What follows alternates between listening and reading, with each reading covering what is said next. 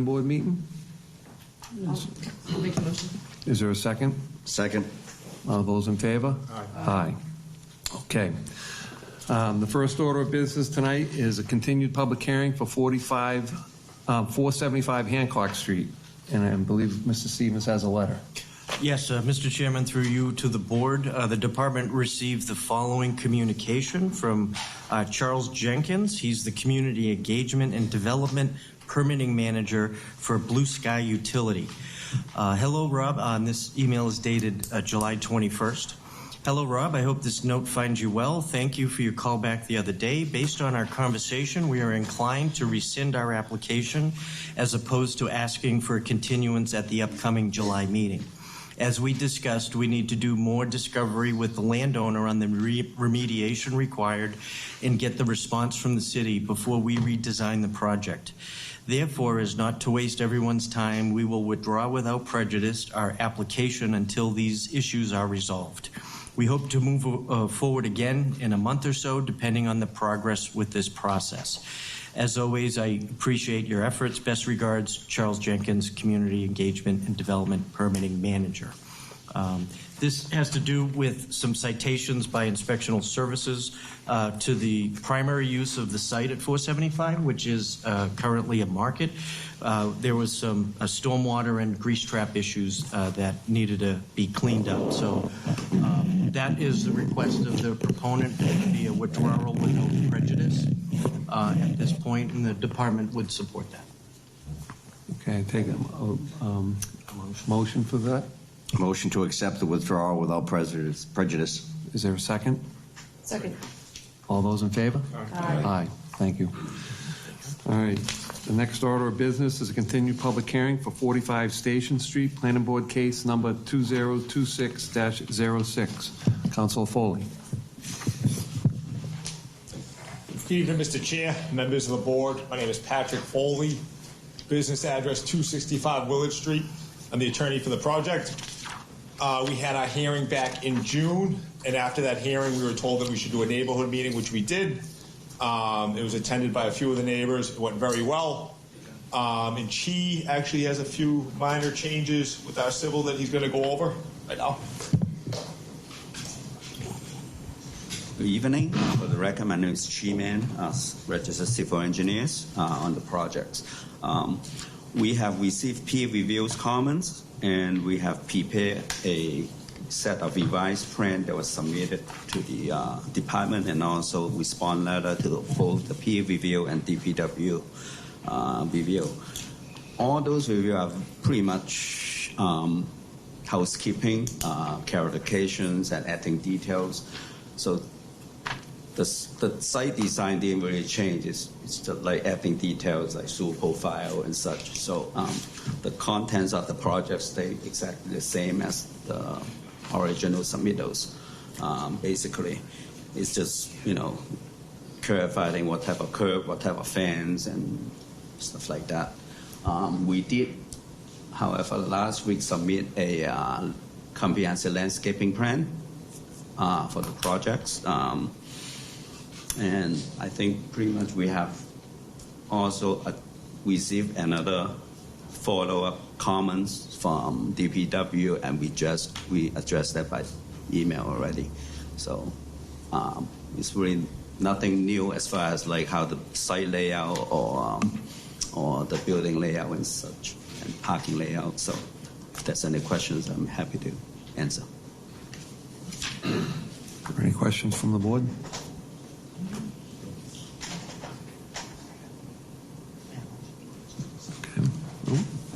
Okay, thank you, Chi. Thank you. And that's comments. We do have one comment letter here, written today. 45 Station Street. This was to Mrs. Ryan. It says, thank you for reaching out regarding project at 45 Station Street. As the owner of 2 condos in the building next door to 75 Station Street, my husband and I are both very much concerned with the development of our neighborhood, as are the other owners, and especially as the treasurer of the condo association. For many years, the house next door has added no value to our neighborhood. Now we have a wonderful opportunity to remedy that. Having met with the developer, I now understand that he is taking great pain and expense to do such things. Design a water retention and conservation measures which will benefit many surrounding properties. Supply more adequate parking, unlike many of the existing homes on the street.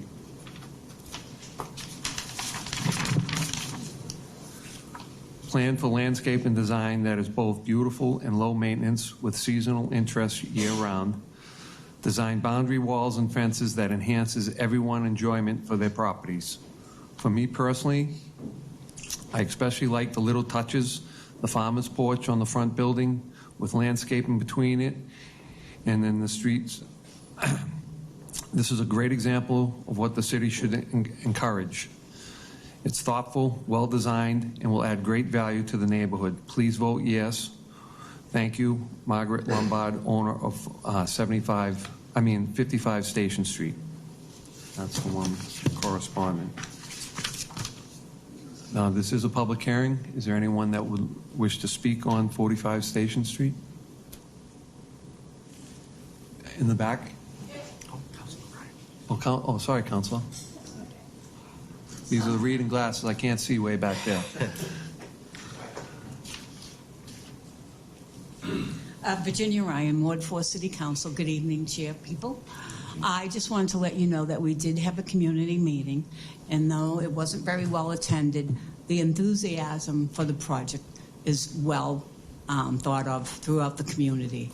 The current building there right now just doesn't benefit the street at all in the community. So it would definitely be a beautiful addition to the street and increase the value of the families there. That's it. I approve of the project. Thank you. Thank you, Counselor. Okay, this is a public hearing. Is there anyone else that wishes to speak on it? Seeing none, I will take a motion to close the hearing on Station Street. Motion to close. Second it. All those in favor? Aye. Aye.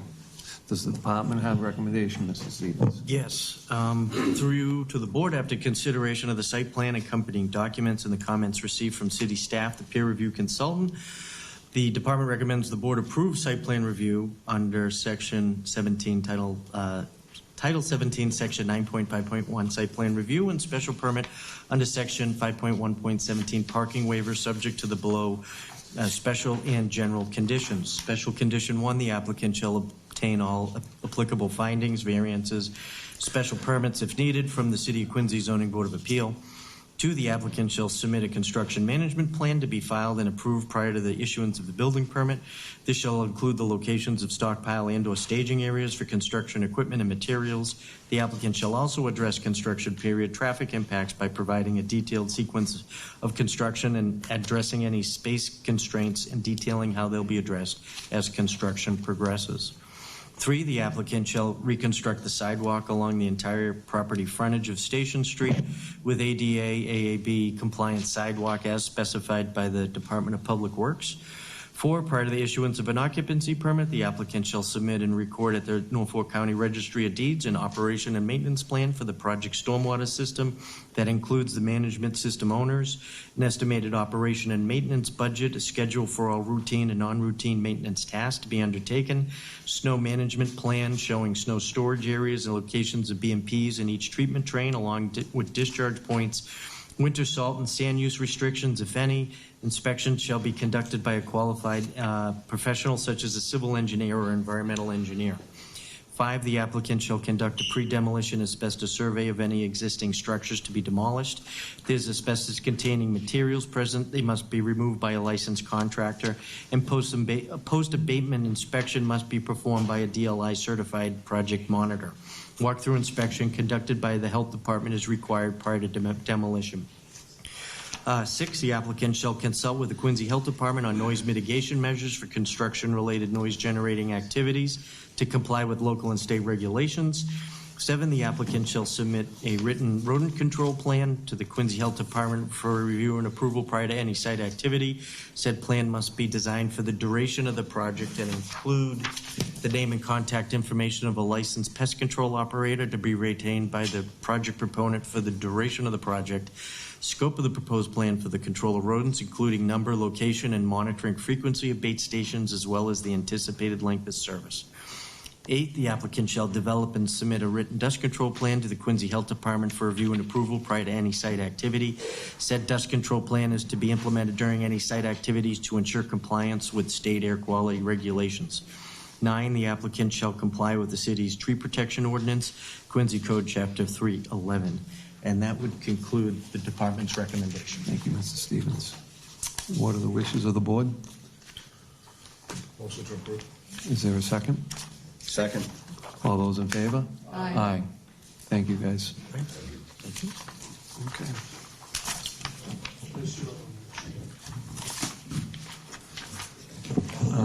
The next order of business is a public hearing on 94 Greenleaf Street, Planning Board Case Number 2026-07.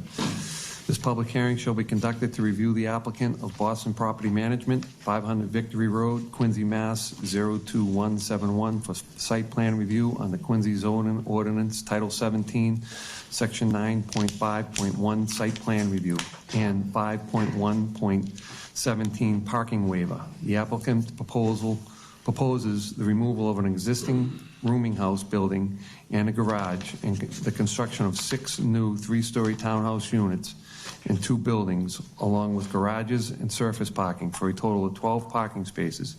The proposal will also include professionally designed drainage controls and landscaping. The property contains 14,000 square feet of land and is located at 94 Greenleaf Street. The subject property is located within a residential B zoning district and is shown on the assessor's map 115 Lot 2. Councilor Fleming. Thank you, Mr. Chairman, members of the board. For the record, my name is Edward Fleming. I am here on behalf of Property Management, Boston Property Management, related to the property at 94 Greenleaf Street. A little background on Boston Property Management. Boston Property Management is a Quincy-based company. They're a Quincy development company and management company. They've been very actively involved in the city of Quincy for a number of years throughout the neighborhood. In fact, they've done quite a bit of work in the neighborhood that we're talking about tonight, the Greenleaf Street neighborhood. A number of years ago, they constructed a large condominium building at 999 Hancock Street, which is directly across from the former Central Middle School building.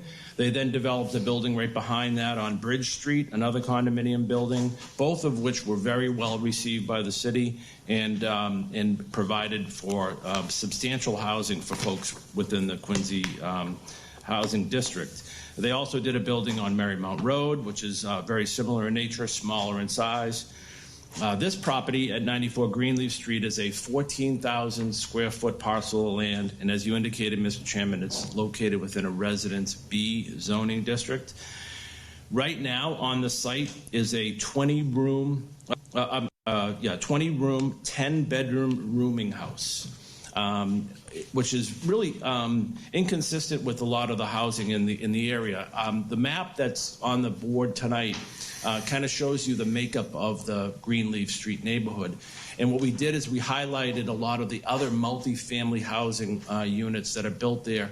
20 units at 112 Greenleaf Street, 19 units at 118 Greenleaf Street, 9 units right next door to this property at 86 Greenleaf Street, another 18 units at 66, and so on, 40 units down the end of the street, closer to the Hancock Street neighborhood. This neighborhood is really a mix of a lot of different housing, but none of it is the transient housing that exists at the site today, which is a rooming house. So we're really looking to change the character of the neighborhood to be more consistent with the Greenleaf Street neighborhood.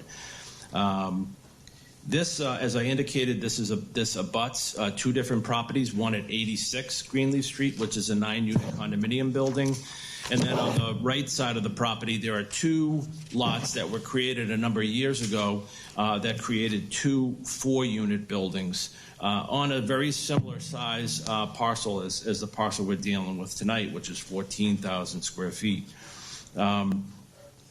So the density of this proposal is very consistent with what's existing in the neighborhood as it stands today. So the proposal that's before you tonight is to remove the rooming house use on the property and the building that sits on the site, and replace it with 6 townhouse-style units. Those units will be for sale for private ownership. The townhouses, which Glenn will talk about in more detail. I'm joined tonight actually by John Hanson and Jim Burke, who is our engineer, John Hanson from Boston Property, and also Glenn Hoffman, who is our architect. And Glenn will talk in more detail about the townhouses, but they are 3 stories in height, which are very consistent with other townhouses in the community. 3 of the units will provide for 3 bedrooms, attracting family-style living in those units. And then 2-bedroom units on the other 3. There's 2 parking spaces provided for the larger units, the 2-bedroom units, under the building in garage parking, and 1 garage space provided for the 2-bedroom units. In total, there's 12 parking spaces provided on the site to provide from some additional visitor parking spaces.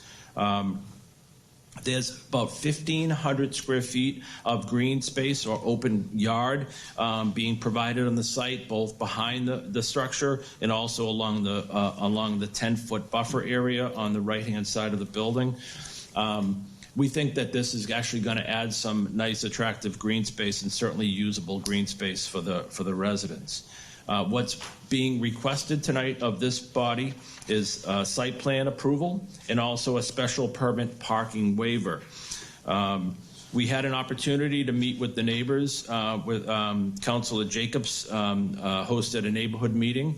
The folks that showed up, although it wasn't a largely attended meeting, the folks that did come were abutting neighbors, the gentleman that lived at 86, and also the gentleman who owned the properties next door. When they heard that we were eliminating a rooming house, they were quite pleased. They want to see they want to eliminate some of the transient housing in the neighborhood, and they were really thrilled that these were going to be privately owned and for sale units. So overall, I think that the response from those gentlemen was good. A lot of really good questions were raised during our meeting. A lot of back and forth. I think there were some questions about privacy, some questions about the height of the building and the impact that it would have. But overall, I believe that they left the meeting, seeming to be pleased with the proposal that was presented to them. In addition to this body, we also need approval from the Zoning Board of Appeals. And I just wanted to highlight, and you may or may not have been made aware of this, but on July 1st, the Commonwealth of Massachusetts actually changed 40A section 40A, which is the ordinance that controls zoning in the Commonwealth of Massachusetts, and the goal of the changes was actually to encourage the creation of new housing within the area, where they actually made it easier for applicants to obtain variances. They made it easier to extend approvals because there's enormous concern in the Commonwealth to create housing. This is a great opportunity to create housing.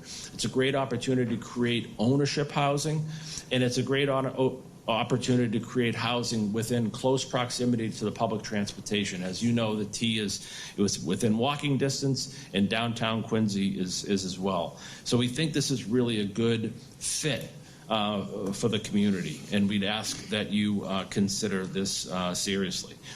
On that note, I'd like to turn this over to Glenn Hoffman, let Glenn walk through the proposal with you, and then Jim Burke's here to talk about engineering-related matters. Thank you. Glenn? Thank you. Good evening, Chairman, members of the board. Thank you for having us. For the record, my name is Glenn Hoffman. I work with GPH Design. My address is 1 Adams Street in Milton, Mass. And as I spoke of, we're here to talk about Greenleaf. I'll walk you through the design real quick. It's 6 units, as we mentioned. It's 3 2-bedroom units and 3 3-bedroom units. The two-bedroom units are around 1,788 square feet. That's including parking. Without parking, the units themselves are around 1,206. And the three-bedroom units are around 1,598 to 1,600 square feet of living space, plus the 582 square feet of garage space, which brings them to about 2,180 square feet. So they're good-sized units, but they're not, You can control that. not oversized. I'm fine, thank you. With that, can we get to the other floor plans up there? You can control Oh, I'm sorry. That's what you were telling me. Thank you, sir. So this is the site plan.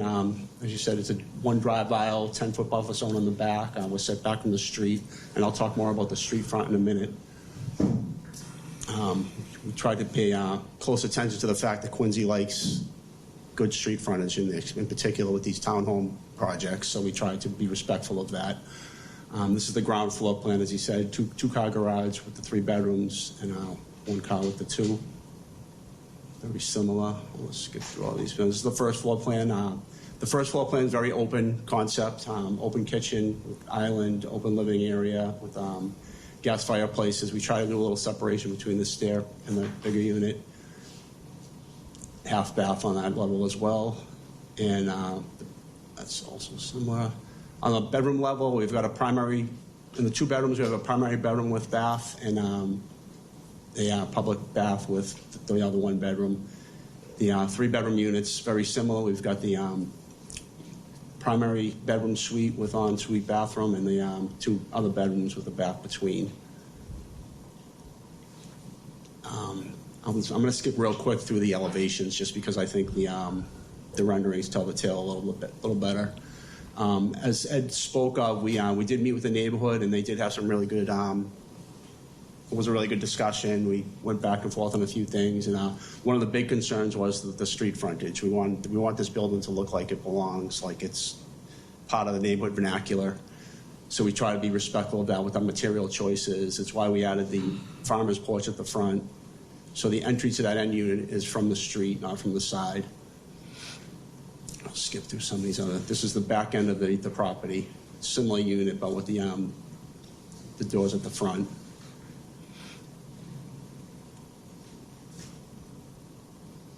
And that's, good indication of how the building will be perceived from the street level. And we did go back and forth with how to make that front elevation work. We didn't want it to be boxy. We wanted it to be very, residential in scale, despite it being such a, long building. It's also why we also discussed at one point of having this be one building, and it's why one of the reasons we broke it up is we wanted to keep the scale down to a neighborhood level. And you want to wait on questions and let No, we can turn it back. Okay, so any architectural questions I can address now? Just looking at the drawing, the alternate parking space at the end of, go back, the picture, Yep. It actually shows a car down the end of the alternate. Yeah, it does, but those are those 2 spaces. So I guess, what are the plans for when it's snow? Well, first of all, I guess all the rubbish removal will be, everybody will have their own individual cans inside the garage, That's correct. right? And then, so you won't have any dumpsters outside. No. And what about for snow now? So if anybody's parked down there, because the 3-bedroom, 2 car spaces, the other one's 1 car space with 2 bedrooms. So you're gonna end up with cars like out in the street, or you really don't have much room to park them in that row of the access to get into the garages there. Okay. And if it snows out, you really don't have much room, so. Well, the hope is that we can utilize some of the storage space in the rear of the site to store some snow, heavy snowfall. Yeah. But certainly, that will have to be discussed with the condominium and written into the condominium bylaws that snow and certain heavy snowstorms, it's gonna have to be removed from the site in order to maintain and keep these spaces open. Because the goal is to try to make sure that those spaces are available for guests and for additional parking so that they don't park in the street. They can park in Greenleaf Street, but we certainly don't want to add to that. And not in a really heavy condition, obviously, but on a 6 to 8 inch. There's a strip here that for some reason my graph is showing up in here, but this is 26 and a half feet wide here, so I think some of the snow will go off to the side, but obviously in a heavy snow condition, that's not going to be the case. You're going to have to store it towards the back, like Ed said. Just don't misread me. I like the idea that what you guys are doing here, I think the rooming house as opposed to like this is, I think, gonna add to the neighborhood. So I'm not like saying I'm against it per se, what I'm trying to say is like, hey, the other people that are living around there, that have probably been parking on the same parking spot for 32 years, out in front of their house, are gonna come out there next Tuesday after the time and go, how come there's another guy there? Who's gonna do that? Understood. You know what I'm saying? Wait. If you're going to address, you got to address from the podium, Mr. Fleming. That's it for me, sir. Okay. Are there any other questions from the board? Member Foley? I like the presentation from the street. My question is on the rear, okay, that's good right there. What do we have for a setback on that rear elevation? 10 lower feet. right? 10 feet. To the back of the building is 10 feet from the property Okay. line. So I was looking at the floor plans. I understand, you can see particularly in the lower right there, the two end units, the 3-bedroom units, nice sized doorway, usable deck space, and the staircase. The middle unit, not so. Okay, I understand the doorway because there's a powder room just inside.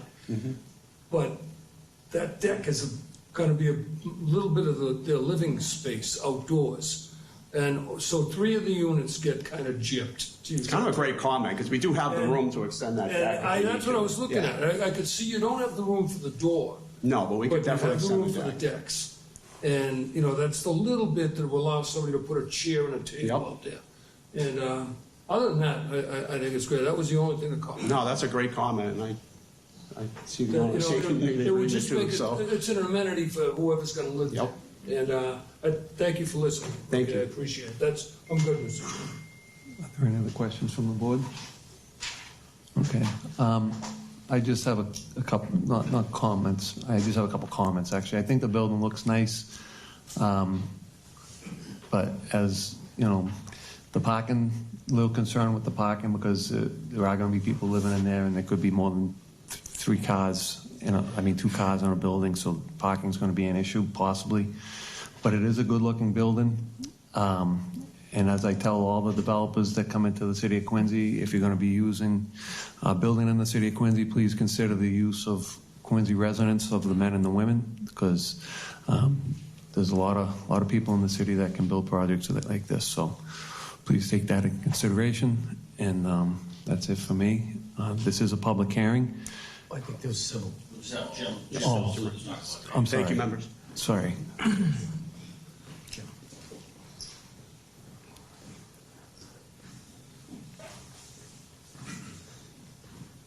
Sorry I didn't about want to hear that. what I had to say either. But my name is Jim Burke. I'm with Burke Civil Site Engineering and offices here in Quincy. And which way am I going? Perfect. We have an existing residential lot, and we're looking to upgrade it to a proposed residential lot with two buildings with 3 units. The civil engineering really kind of just fell together on this. The soils ended up being really good. We had a coarse sand that allows for the infiltration of the runoff. We didn't change the watersheds too much. We reduced the watershed heading towards Greenleaf Street, so that reduced the runoff towards Greenleaf Street, and we captured actually 100% of the impervious area proposed for the lot, and we're putting that into 4 6-foot diameter leach chambers. That's proposed to infiltrate into the ground, and we're reducing the peak flows and the volume as well, meeting all the stormwater management for that. As far as the utilities go, you actually have the advantage of both having water and sewer on the site that we're going to connect to and minimize the disturbance to Greenleaf Street itself. As far as the parking goes, you have 2 spaces per unit. Snow storage, it's there. You have the area behind the house on the right, and you have the extension between the 2 buildings. So you have some snow storage there. So I'm really not too concerned about that. And then obviously, if you have to remove it, you'll have to remove it. But I'll be here to answer any questions that you might have. Any questions from the board? Don't run away. Don't run away. I have a question. Shoot. Now I may have 2 questions. All right, I'm up for Okay. it. Number one, the green space for the site. There's not a lot of green space for this property. It's all building. There's no green space really anywhere. And in the back, more to the architect, but the space between the stairs and the property line is very narrow when you consider that. But there's not a lot of green space on this property, on this project. You can really walk a dog. As far as the green space goes, I mean, you're right. I mean, there's a decent-sized driveway, about the same size as the building itself, providing access into covered spaces for parking. As far as, you can dress that front up, I think, from a landscaping perspective, as well as in between the buildings and along the rear, along the northeast side of the property line. But I agree. An observation, I don't think there's a lot of green space. That's just an observation on my part. Okay. So, sure. that's all I have. Any other questions? Yeah, from the board? I'm just curious. You said you ran into sand when you went down, because that's an old section of the city that hasn't been disturbed. How deep did you test? I'm just curious because it goes a while. Like I said, that the way the topography works up there, it looks like it was some sort of like a cane terrace, which is like a geological formation that has it's all sand. that's what caught my eye. Yeah. Okay. Yeah. So it's how far it goes down, I'm not sure. I mean, did you go down 6 feet or did you? Oh yeah. We went down. I think we went down at least 10. Okay. Yeah. All right. Sand. Interesting. Thank you. There'll be good drainage. Yeah. Right. Okay. Thanks. All right, thank you.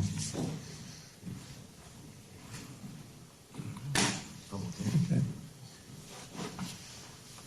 All right, does that conclude your presentation, Mr. Yeah, Fleming? that concludes our presentation. The only, I would like just to respond to you, Mr. Kelly, that, we understand that there's not a lot of green space on this, but we did try to focus on having a nice front yard. So there's a decent front yard of green space. But we also understand that the department always asks for opportunities for residents to be able to have a place for their dog. And there is an area of green space that's also been created in the back of the site. The goal is not to really utilize the right side of that building because, for privacy reasons, other than the deck that you mentioned, Mr. Foley, but really to kind of use the front yard and also the rear yard. But at least that gives an opportunity for the residents. Where's the front yard? What's that? The driveway? No. The front yard here. There is a front yard in this. Okay. Yeah, there is a yard, and there is green space in that front area, but also there's green space in the back as well. Okay. All right, thank you. This is a public meeting, so is there anyone out in the audience that would like to speak on this project? Councilor Jacobs?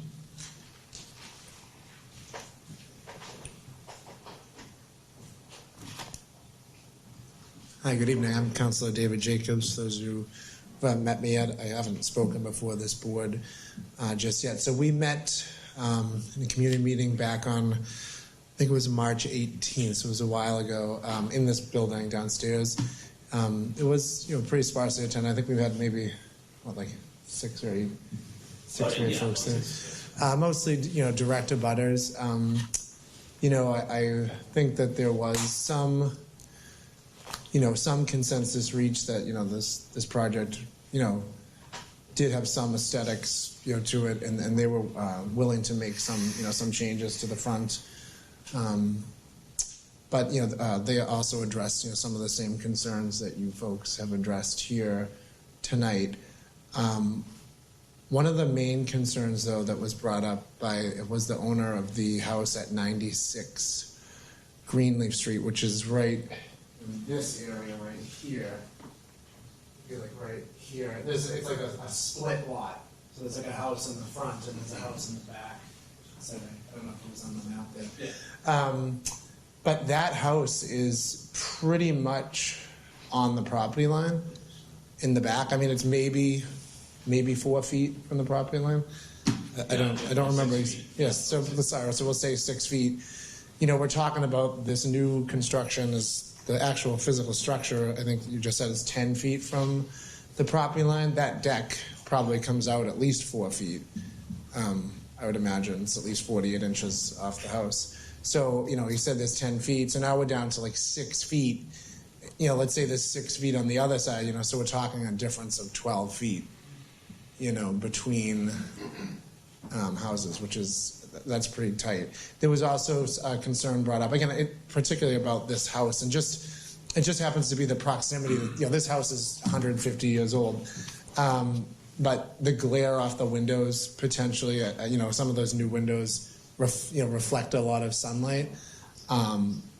So there was some concern about the glare from those windows potentially melting siding on the existing home at 96 Greenleaf Street. We didn't talk at that meeting about increasing the size of the decks, which, when you're talking, kind of makes sense. But then, again, you're inviting people now to what I thought was more of an egress to, I don't want to say recreate there, but passively recreate on a deck that's, maybe 8-10 feet, from somebody else's house. So I feel like that's just a little close. I could see why there's a benefit to that for this, but I also could see the detriment to the people who are also already living in the property next door. So I also have concerns about the snow removal.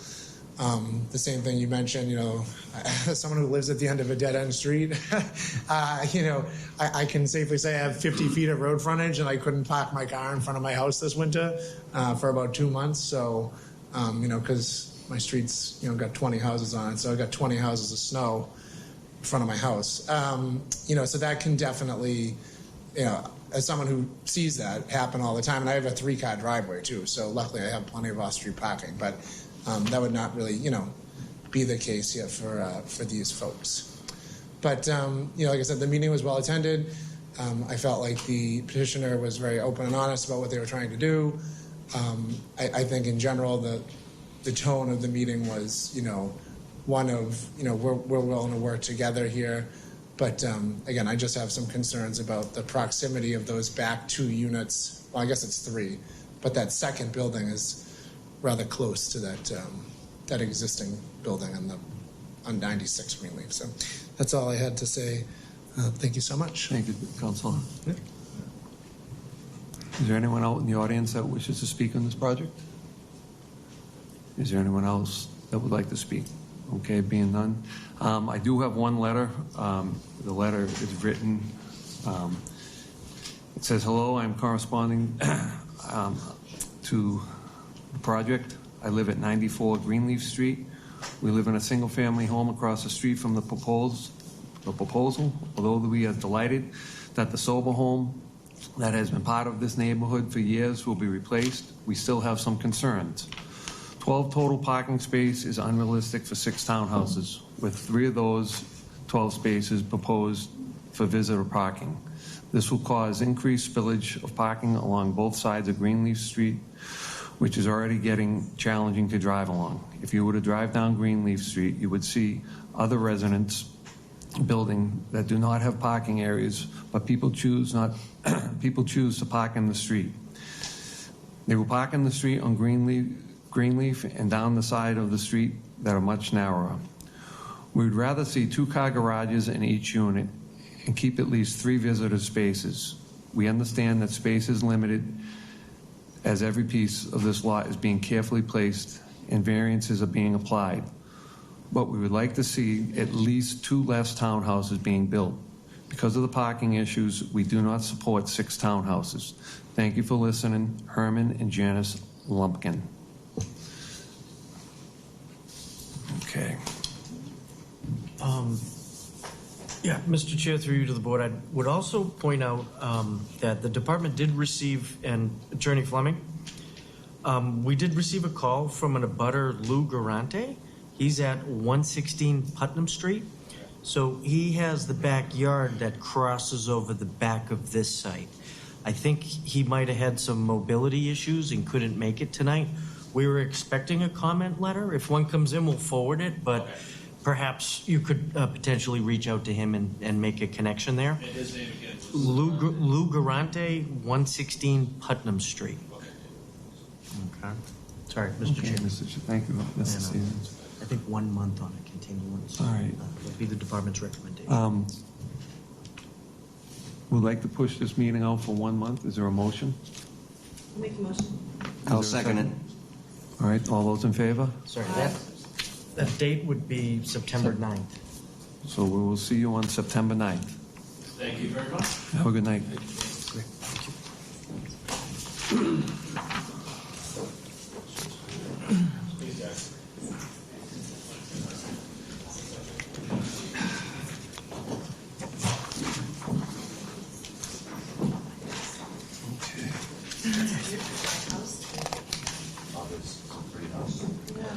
All right, the next order of business will be a public hearing at 575 Quarry Street, Planning Board case number 2026-08. This public hearing shall be conducted to review the applicant of Galvin Development at 245 Willard Street, Quincy, Mass. 02169 for site plan review on the Quincy zoning ordinance Title 17, Section 9.5.1 site plan review and special permit under Section 5.1.17 parking waiver. The applicant proposed the removal of the existing single-family house and construction of a 7 townhouse-style units along with garages and surface parking for a total of 28 parking spaces. The proposal will also include professionally designed drainage controls and landscaping. The property contains 21,550 square feet of land and is located at 576 Quarry Street. The subject property is located within a residential A zoning district and shown on Assessor Map 4073, Lot 52, Plot B. Mr. Fleming. Thank you, Mr. Surprised Chairman. I'm seeing back you again. Yeah, I'm doubling up on you. So thank you, Mr. Chairman, members of the board. Again, Edward Fleming here on behalf of Galvin Development. I'm joined tonight by Sean Galvin, who you all know, and Jim Burke, again, who is our engineer, and Brian Sluta, who is our architect. As you indicated, Mr. Chairman, this property is located at 576 Quarry Street. It's zoned Residence A. And as you know, Residence A doesn't permit multifamily use. So we first sought relief from the Zoning Board of Appeals. We presented the matter to the Zoning Board, and we were granted a use variance as well as other variances needed for this development. So we've been approved by the Zoning Board of Appeals.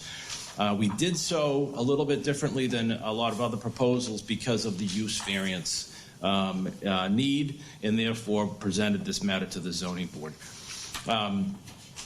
This is a large tract of land. This is actually a large parcel of land, I should say, 21,550 square feet.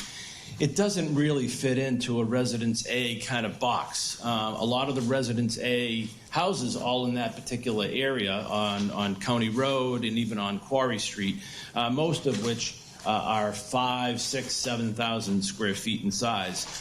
This particular site sits on Quarry Street, and it's a 21,550 square foot site. It's an interesting situation that Sean Galvin finds himself in because he's revisiting an area that he visited 15 years ago. Because 15 years ago, Sean developed 580 Quarry Street, which is right next door, and he constructed townhouses that look very much like these townhouses here. And when Sean was proposing that development at 580 Quarry Street, he was actually in discussion with Miss Remick, who owned this particular property. Unfortunately, during his discussions with Miss Remick, he was unable to finalize the agreement because Miss Remick passed away. He had every intention at the time to include this site in the 580 townhouse development. And so Sean had prepared plans that actually included actually these townhouses on that very site. So Sean can talk about that in a little bit more detail in a moment, but to give you a little bit more history. Notwithstanding that, Sean moved forward with the 580 development. That was very well received by the community. In fact, if you drive by that today, I would say it looks almost exactly like it did when he constructed it. And that's credit not only to Sean and the quality of the construction, but it's also a credit to the folks that live there because they take great care of their property. So what Sean wants to do is essentially, and so what happened was Sean was then contacted by the attorney who represented the family. And the family had gone through a number of different discussions in how they wanted to move forward with it. And while they did so, the property became even more and more deteriorated and hasn't been used for years. And the house is vacant and is actually in need of demolition. But the family attorney contacted Sean, and it offered the property again to him, and Sean decided to move forward with it. So Sean now presently has that property under agreement, and will be closing on that within the next week. The proposal that he has tonight is to take down that single-family house and finish the original development by constructing 7 new townhouse-style residential units on the site. They're very well designed. They're designed very much like 580. Although they may be a different color, Sean's showing the green. I'm not sure if the neighbors are going to tell him, no, you got to change the color. But it will be a beautiful color nonetheless, and it will be as well constructed as the other units have been. The new townhouse style units provide actually more parking than the proposal at 580 because of the way the site lays out. So Sean's able to actually provide two garage spaces for each one of these units, as well as additional parking in the driveway that will serve each of these homes for another 2 spaces for a total of 28 parking spaces. So each unit is actually going to have 4 parking spaces, which is great in this particular neighborhood, and it will allow for not only additional parking for the units, but also additional visitor parking spaces. Sean's going to talk about the details of the building in more detail in a second. We are requesting 2 items of relief from this body, site plan approval and also a special permit parking waiver. The special permit parking waiver is more associated with setback-related issues as opposed to number of spaces, because as I said, we're actually providing 4 parking spaces for each unit. And then lastly, we had an opportunity through Councilor Ryan to have a neighborhood meeting. It was actually very well attended, not only by the folks that live at 580, but a lot of folks that live in the community. It was a good crowd. A lot of great questions were asked during that meeting. I think the general feeling we got when leaving the meeting is that people were quite pleased to see this style development there because 580 has been so well received. And they think it's going to be a nice fit for the community. In fact, a number of folks came up to us afterwards and talked about how happy and comfortable they were with this. But it was a great discussion with the folks. So we appreciate Councilor Ryan hosting that meeting. We actually had it at the Common Market, and it was very well attended. So with that, I'd like to turn this over to Sean. Let Sean kind of give you a little bit more personal story about how this is moved forward. Thank you, Mr. Fleming. Good evening, Mr. Gelton. Good evening, everybody. Mr. Chairman, nice to be here again. As Eddie indicated, this has been a 15-year journey for us. This was was hopefully going to be part of a development that we had created in 2012, which is very similar to what we're proposing. And I'm going to learn how to use this in a minute. There we go. So this part of the city is the end of Quarry Street heading to Milton. The site you see is outlined there in yellow. The site just above that in blue is the 580 Quarry Street development. This block is bordered by Quarry Street, Robertson Street, Willard Street, and County Road, which is my neighborhood. I grew up here, so I'm very familiar with this.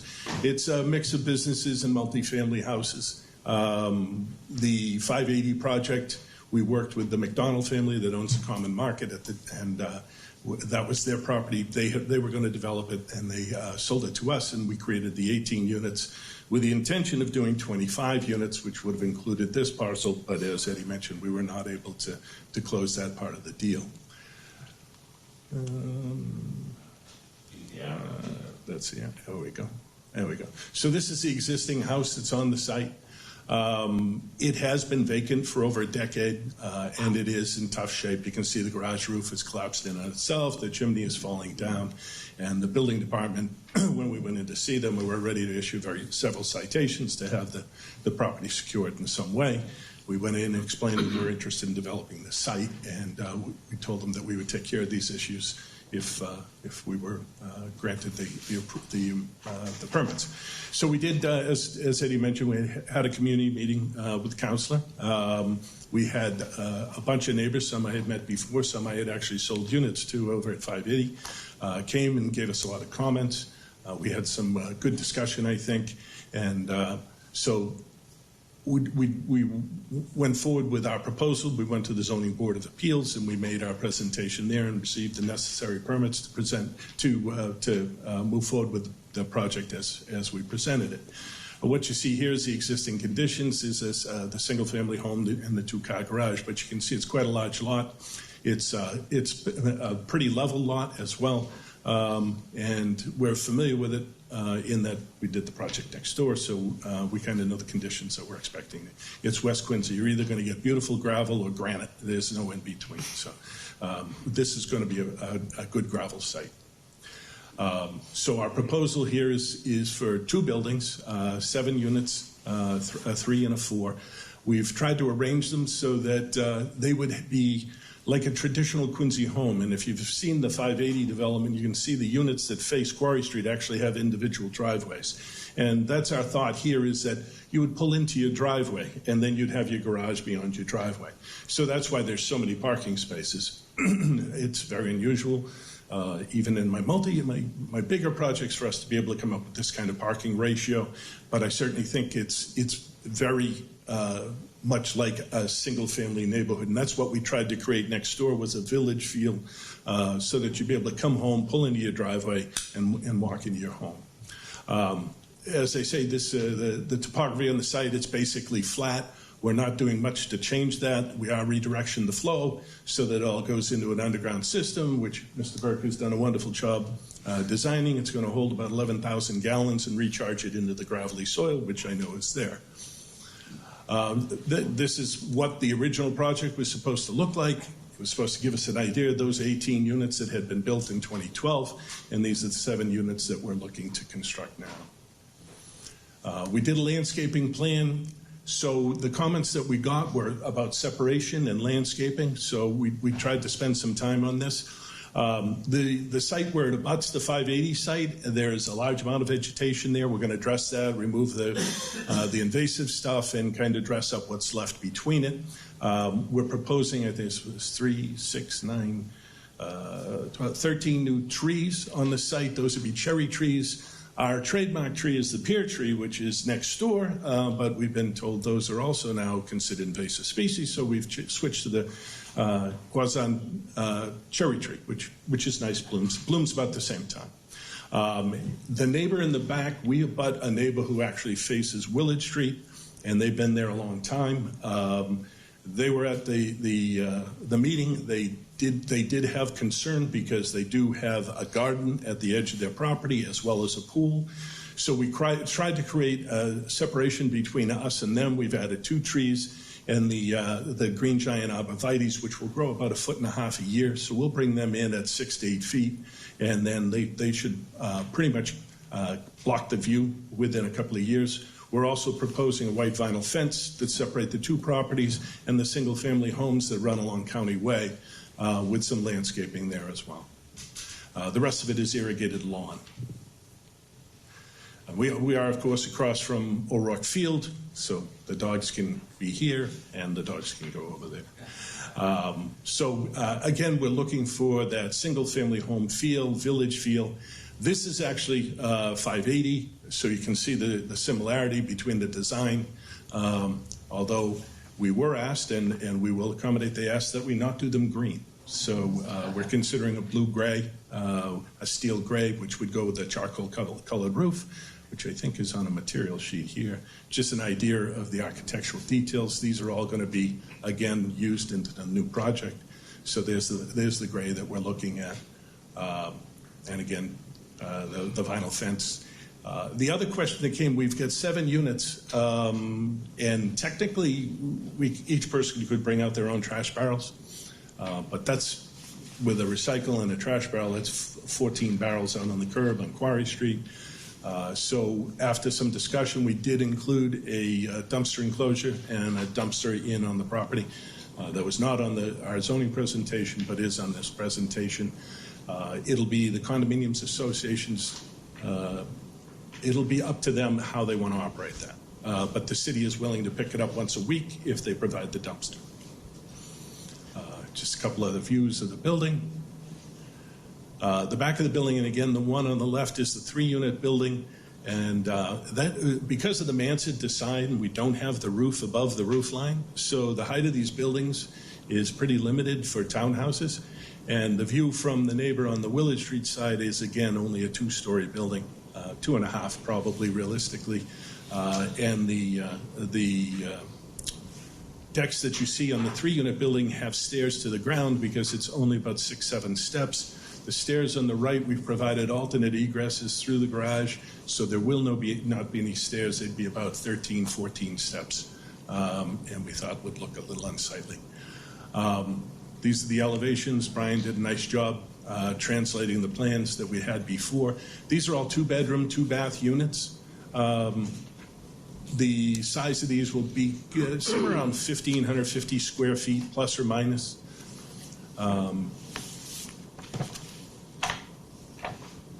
I don't think that, other than that, if you've got any questions, I'd be glad to answer them. And again, Jimmy's here on the drainage, and Brian's here if you've got any particular architectural questions. My first question would be, Miss Remick, is that from the famous Remick family? No, I don't believe so. I have not been able to ask the question. So you couldn't get her to will it to you when she died? That would have been nice. That would have been nice. That would have been nice.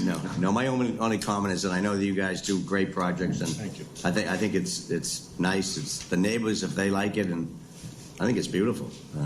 Thank you. Any other question, Mr. I Foley? just one thing, thank you. I agree. This is nice. The only thing you mentioned the white vinyl fence separating 2 properties. So I might have missed it. I didn't see that in here. I saw the the vegetation, the green giants, and I really like that. I kind of like the soft border between the 2. So that's. And then all of a sudden the white vinyl fence popped into my imagination. So here's the fence. Okay. So the brown line here. Oh, you're right. I'm sorry. You know what? It was right in front of me the whole time. And that will come up to the edge of the building. And there are 2 single-family homes here. This is a 12-unit apartment building here, but this is also single-family. Okay. So we wanted to screen those. I might have missed, and I apologize. So the white vinyl fence is going to go on the right-hand side of this image. That's correct. On the left-hand side, We're going to leave that great. units. Yeah, exactly. That's what I was hoping. And we're up tight against the back of those buildings, so leaving the foliage that's there, I think, is probably a better I saw it, separation. and I think it's good. You're going to thin out I think that's. I misunderstood. I thought you were going to put the white vinyl fence there. No. And I thought that would be a travesty. Yeah. So, all right, thank you. I'm good, Mr. Chairman. Thanks. Chris? I just want to say, Mr. Galvin, that's some green space. I like that better than the last project I seen. It gives a little more area for people to enjoy out in the yard. It looks good. It's a nice looking project, and like I said, you usually build good projects around the city. So just remember the men and women of the city of Quincy when you're choosing a developer that will build this, or subcontractor, since you are the developer. Thank you. Okay. That's our presentation. Okay, that concludes your presentation. Okay, this is a public hearing. Is there anyone in the audience that would wish to speak on this project? Counselor?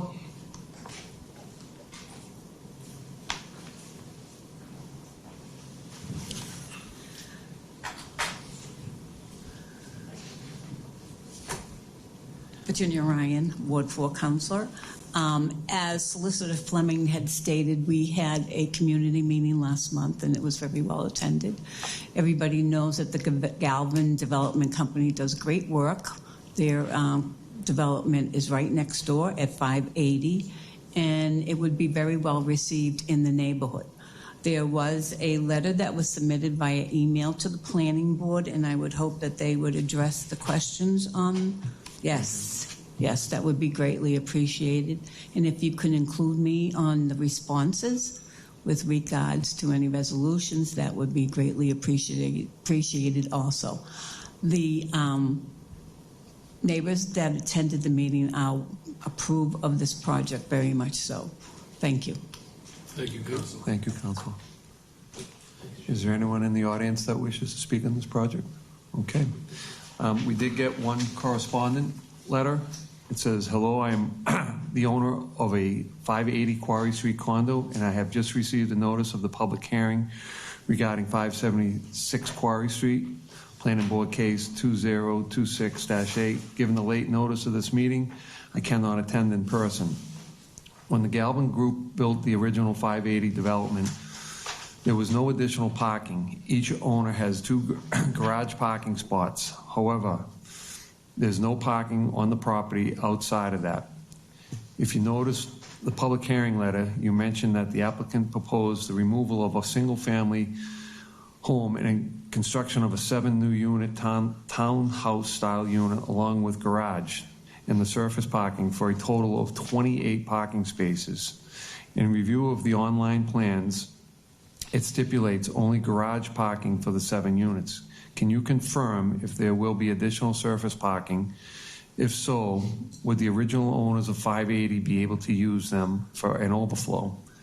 I raise this question because the traffic is absolutely horrible, especially given that there are no available parking in the area.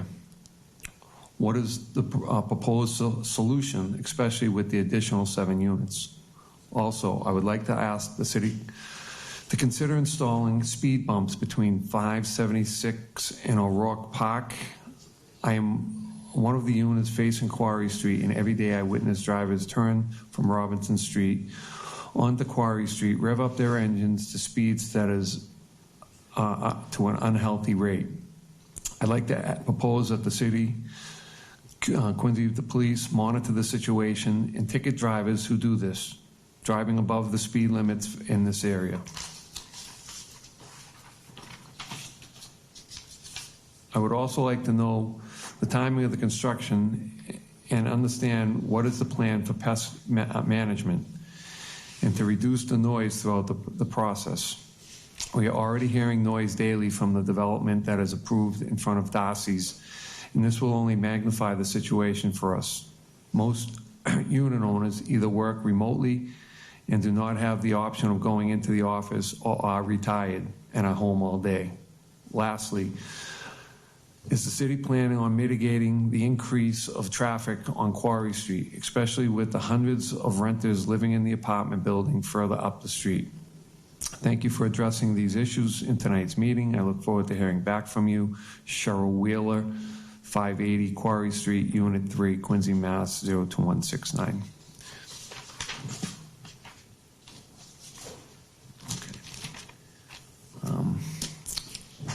Still have comments outstanding, so the recommendation would be continue 1 month to September. Okay, we have a suggestion of moving the meeting out to the September 9th meeting. Is there a motion? Propose that we move it to September 19th meeting. Second that. All those in favor? Aye. Thank you. We'll see you in September. September 9th. Yep. No, excuse me.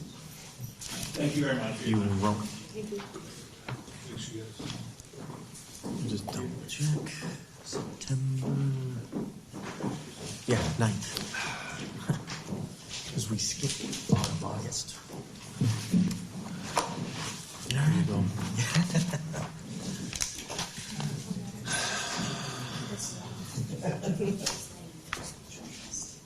Then you can't read the letter. We have to read the name. Is everyone all set? You all set? This one, you all set? You need a break? Or? No, you just stepped into the, just one minute. Oh, okay. Excellent. All right.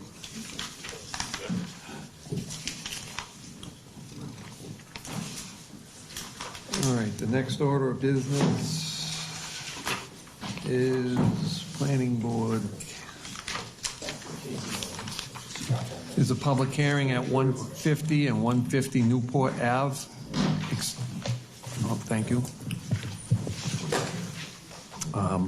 Planning Board case number 2026-COC02. This is a public hearing and shall be conducted to review the applicant of Maple Multifamily Land East LP at 40 Washington Street, Suite 20, Wellesley, Mass. 02480 for certificate of consistency under the section 8.5 and 9.3.3 and section 10 of the city zoning ordinance. The applicant proposes the construction of 525 units within 4 residential buildings along the structure, garage and exterior surface parking for a total of 540 spaces. The proposal will include residential amenity spaces and professionally designed drainage control and landscaping. The property contains 403,163 square feet of land and is located at 100 Newport Ave Extension, 150 Newport Ave Extension, 17 Oak Ave, and 34 Myrtle Street. The subject properties are located within a Residence B, Residence C, and a transit-oriented district, and are shown on the Assessors Map 6162, Lot 40, 2219, Plot E and C, and Map 6159, Lot 30. Councilor.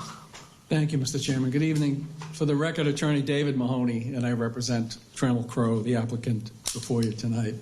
As you read, Mr. Chairman, this is a application for a certificate of consistency for 100 and 150 Newport Ave extension.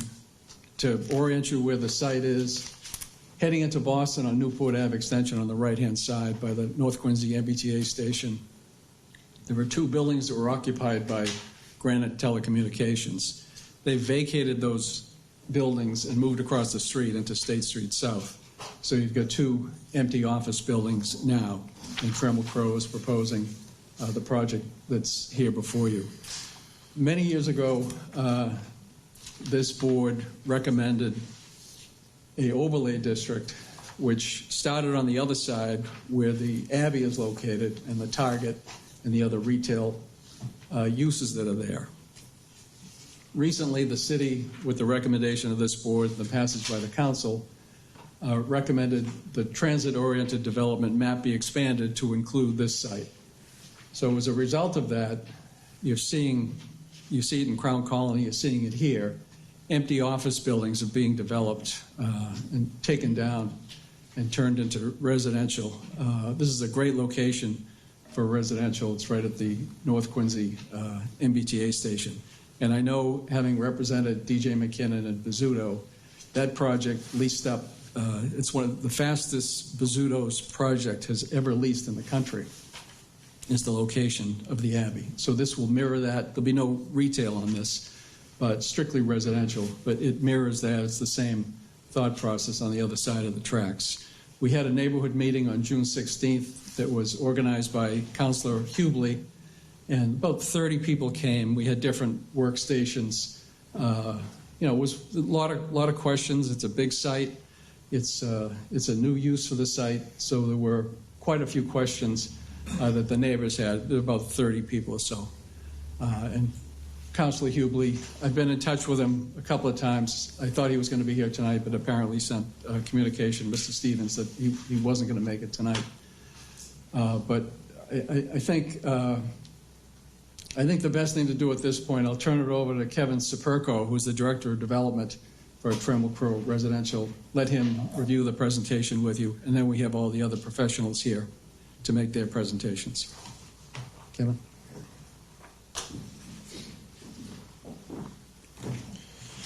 Good evening, everyone. Chairman, members of the board. Kevin Saperko with Trammell Crow Residential, 40 Washington Street in Wellesley, Massachusetts. So let's make sure I can work this. So as Attorney Mahoney alluded to, we just have some slides of the site. So it's 4 parcels, really. The Myrtle Street parcel and the Oak Avenue parcel are in the top left of the screen. on the left side as kind of part of the 100 Newport Avenue parcel. And then on the right, we have the 150 Newport Avenue parcel. And then just some aerials. So looking back, the Abbey is there across the tracks on the left. We have the MBTA station right in the middle, and then surrounded by office buildings and State Street South just a little bit further on. Looking the opposite way, just shot into Boston, the Neponset Bridge, and Hancock Street. So here with me tonight, I'm the developer, Trammell Crow Residential. Attorney Mahoney is here. Have Jay Szymanski with the architectural team, or TAT, Nick Delacava with Allen and Major Associates, Sean Sanger and Chloe with Copley Wolf, and Matt Keeley with Traffic, who will all give their presentation after I finish up. So just a little bit about us. Trammell Crow Residential, also TCR is a little bit easier. We've been a company since 1977, headquartered out of Dallas, but we are the boots on the ground local presence in Massachusetts. Should have introduced Mark Baranski as well, but he is also with Trammell Crow. We are residents of the state. I've grown up here my whole life, so Massachusetts is home to me, and been here and plan to be here for a very long time. One thing that I think really sets us apart, we are vertically integrated as a development company. So the face you're seeing tonight will be the face you see for however long this project takes, through this process, through the construction process, through the lease-up process, and the operations process. We are involved. Everything is flowing through us. And another great benefit is we are our own general contractor. So I sit on the development side of the office, and then on the other side of the office is our construction team. So we will have our construction staff on site when this project is getting built every single day. If there's ever a problem, they will call me, and then we will solve that problem together. So it just makes it a very easy, it's never easy doing construction, but it makes it a very well-communicated process. These are just a few pictures of what we've done in the Northeast. So we have, most of our projects have been in and around Massachusetts, mostly suburban.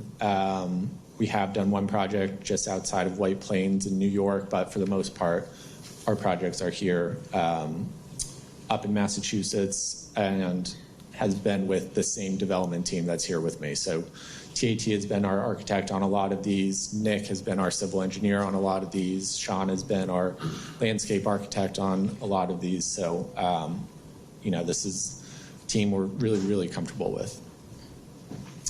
And just a couple pretty pictures of what we build. So very community focused. So we have great amenity spaces, both interior and exterior. We'll have our pool outside with seating. We'll have grill stations out there.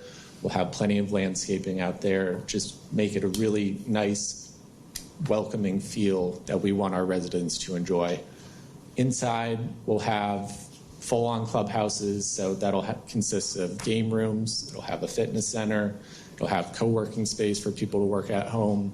It'll have our leasing office, and then it'll have kind of the fun part where sometimes we want to do a speakeasy. So that's what you see on the left side of the page, where it's just, a kind of hangout room that residents can go into. Or, we've done craft rooms when we think there's going to be a bunch of children at the site, which we're not expecting here. But those are all within our clubhouse. And when we move into the units, it's kind of your typical Class A, what you would expect for newly built, large-scale multifamily development. So we'll have all stainless steel appliances. We'll have in-unit washer and dryer. It'll be a great place for residents to live. So as we move into the site, I'll just give a brief introduction before handing it over to Jay. So top part is obviously the site as it is today. So 2 office buildings. The left side is 4 stories tall, and the right side is, call it 4.5, because the planned north side of that kind of sticks up some. So in total, the left building, 53 feet high. The right side, the 150 Newport Ave, is up to 71 feet. What we are proposing would be, now if we're looking at the bottom, as we move from left to right, 5-story building, another 5-story building, 5-story building, and then on the right will be 6 stories in total, which will be parking below grade, and then the building will go on top of it. So it's a podium-style building.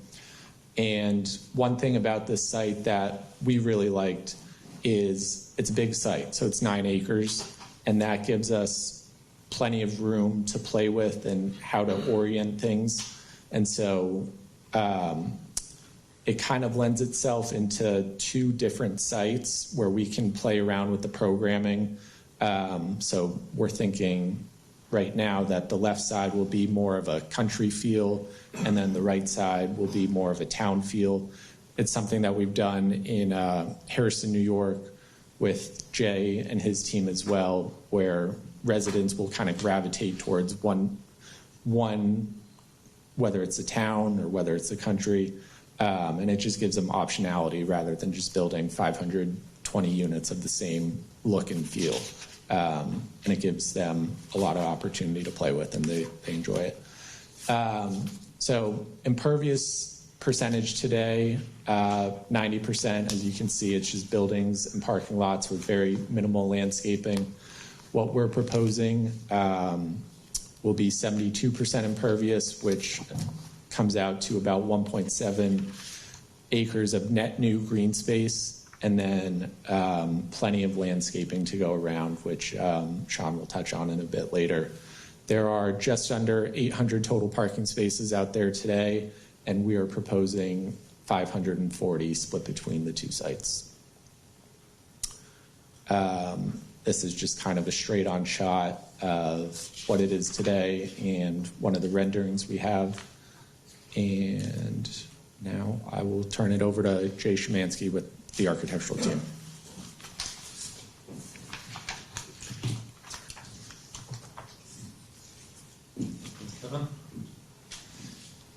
Good evening. Again, my name is Jay Szymanski. I'm a principal with TAT. We're the architects for the project. I'll just walk you through the architecture just briefly, just give a sense of the look and feel. So this view is across Newport Ave Extension, looking towards the west. The intent was to create a defined street wall along Newport Ave Extension that doesn't exist today. Right now it's just a wide open parking lot. So we wanted to bring the buildings up to the street. In doing that, we wanted to create some variation in those buildings. So you'll see in this that the roof lines vary up and down, the front plane of the facades move in and out, and then there's a variety of different colors and different materials along that streetscape to provide some visual interest and to break down the scale and the massing of those buildings. This next image is now looking in the opposite direction, more or less in the easterly direction. Here on the far right, you can see the 6-story building that Kevin mentioned. So that's 5 stories of residential over 1 level of parking that's at grade. And you can see that parking is screened from view from the street. So there are openings into it for ventilation, but there will be screening within those openings, so you won't be looking directly at the parking. And then even on the middle 2 buildings where we have some limited parking in front of those, where those are pushed back, they'd be screened with landscapings to block the view from the street into those parking areas. And again, this shows the variation of the roof lines in the facades. You can see the top levels are stepped back, again, to reduce that massing and reduce that scale overall. And then these are just some examples of elevations. These first 2 are from the 100 Newport Ave site. Again, the variation of materials. The street-facing facades are largely brick, but we also have some cement fiber materials and some metal panel. We did include some locations and dimensions of proposed signage. Those are just placeholders, but it gives you a sense of where we'll have signage and the general size of that signage. So that's shown on each of the buildings in the package that you have. And then these are the two street-facing elevations of the buildings on 150 Newport Ave.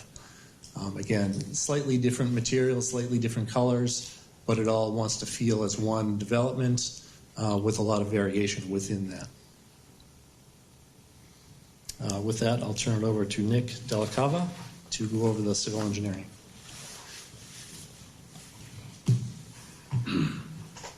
Good evening. My name is Nick Delacava, professional engineer with Allen & Major Associates with the site civils for the project. Tonight I'll be focusing on 6 primary topics: zoning and parking conformance, stormwater management, FEMA floodplain compliance, utilities, snow storage, and emergency access. This first slide provides an overview of the zoning and parking requirements for the project. The property at 100 Newport is outlined in blue and 150 Newport Avenue outlined in red. Both properties are located within the TOD overlay district, which establishes 3 primary zoning requirements: minimum lot size, minimum lot area per dwelling unit, and maximum building height. The minimum required lot size is 1 acre. Both of these properties exceed 4 acres in size. The minimum required lot area per dwelling unit is 325 square feet. Both of these properties provide more than 700 square feet per unit, which significantly exceeds that minimum requirement. The maximum permitted building height is 8 stories. The tallest proposed building will be 6 stories, which is, again, that podium building all the way to the right. The TOD overlay district also requires a minimum of 1 parking space per dwelling unit. The proposed development at 100 Newport includes 228 residential units and 230 parking spaces, and 150 Newport Avenue includes 292 residential units and 310 parking spaces. Both developments therefore satisfy the minimum parking requirement. And overall, the proposed development conforms to the primary zoning requirements established under the TOD overlay district. Stormwater management has been one of the primary design considerations for the project, as existing flooding on and around the site is a well-documented issue. Today, the site is approximately 90% impervious and is served by an outdated stormwater management system that provides very limited capacity, water quality treatment, and groundwater recharge. As a result, runoff leaves the site largely untreated and unmanaged before entering the municipal drainage system, which is already known to become overwhelmed during heavy rain events. The proposed development will introduce approximately 1.7 acres of new landscape green space and a completely new stormwater management system designed to exceed both local and state performance standards. The new system includes 8 underground infiltration systems, shown here in red, along with new drainage structures and conveyance piping, which is shown in blue. Collectively, these systems provide approximately 19,000 cubic feet, or roughly 146,000 gallons of underground storage within 750 infiltration chambers, exceeding the required groundwater recharge volume requirements. The combination of this underground storage and the additional landscaped areas will reduce peak rate of runoff leaving the site by approximately 33% and reduce overall runoff volume by approximately 43% compared to the existing condition. Capturing and managing runoff at its source will significantly reduce the project's impact on the municipal drainage infrastructure during both frequent and major storm events. The proposed system also includes deep sump hooded catch basins with proprietary water quality separators that remove sediment, hydrocarbons, and other pollutants before runoff infiltrates into the ground or discharges off-site. This is a plan showing the existing floodplain across the site. The existing FEMA floodplain was the single largest factor influencing the overall site design. Across the property, the FEMA 100-year floodplain extends from elevation 7 at the low end to elevation 10 at the upper level. The colors shown in this exhibit represent the floodplain limits at 1-foot contour intervals. Pink represents elevation 7, purple elevation 8, the darker blue elevation 9, and then that light blue represents elevation 10. To accommodate the proposed buildings, parking areas, and internal roadways, portions of this existing floodplain need to be filled. FEMA requires that any flood storage displaced by this fill be fully compensated. More specifically, the replacement flood storage must provide an equal or greater storage volume within each individual 1-foot elevation interval. To demonstrate compliance, the existing flood storage volumes were calculated within each elevation range and then compared to the proposed design to verify that all required storage is maintained or exceeded. This exhibit illustrates the proposed floodplain after redevelopment using the same elevation intervals. As you can see, the floodplain has been carefully relocated around the proposed development while still providing approximately 9,500 cubic feet or 71,000 gallons of additional flood storage compared to the existing condition. Each residential building has also been designed so that the finished floor is located at least 2 feet above the FEMA flood elevation. While portions of the surface parking areas, internal driveways, and sections of the podium parking remain within the floodplain, all occupied building spaces remain safely above the required elevations. In addition, every underground infiltration system has been intentionally located outside the floodplain to ensure it functions as designed during flood events to mitigate stormwater runoff. This is our utility plan with a couple quick markups. The proposed development will be served by municipal water, shown in red, municipal sewer, shown in blue, and private electric, shown in green. There's also an existing gas main, shown in purple, on the 150 site that currently crosses the property and needs to be relocated, kind of up near the MBTA property all the way down to Newport Avenue. Each building will receive separate domestic and fire protection services connected to a looped water main system to provide both redundancy and improved reliability. At the 100 site, a new water main will connect the existing municipal mains in Newport Avenue and Spruce Street. Buildings 1A and 1B on the left will connect directly to this new looped water line connection. At the 150 site, a second looped water main will be installed around Building 2, Building 2B, with 2 separate connections to municipal water main in Newport Avenue. Building 2A and 2B will also connect directly to this looped water system with separate domestic and fire services. For sanitary sewer service, both developments will utilize existing sewer manholes and sewer lines already located on the property, which ultimately discharge to municipal sewer in Newport Avenue. Prior to construction, these existing sewer facilities will be thoroughly inspected to verify that they are suitable for reuse. If any deficiencies are identified, the infrastructure will be replaced with new sewer mains and manholes. This exhibit identifies the areas designated for snow storage throughout the site. These snow storage areas are strategically located within landscaped islands adjacent to the parking lots and internal driveways while remaining outside the FEMA floodplain. Collectively, these designated areas provide approximately 23,000 square feet, or roughly 1/2 acre of snow storage. Should snowfall exceed the on-site storage capacity or begin to interfere with normal site operations, accumulated snow will be removed and disposed of off-site in accordance with applicable local and state requirements. This final exhibit illustrates emergency vehicle access through the development. Each property has been designed with 2 independent points of access for emergency responders. At the 100 site, this includes 2 access drives from Newport Avenue. And on the 150 site, there's a 3rd access off of Newport Avenue and then an additional secondary access off of Enterprise Drive. Fire access will be provided to all 4 sides of every building, and fire hydrants have been positioned to provide coverage within 100 feet of each building's fire department connection, as shown here with the red dashed circles. The applicant and the entire design team remain committed to working closely with the Quincy Fire Department throughout the permitting process and will continue to addressing all comments and recommendations as the project advances through final design. So with that, I'd like to hand it off to Sean with Copley Wolf to go over some of the landscape. Thanks, Nick.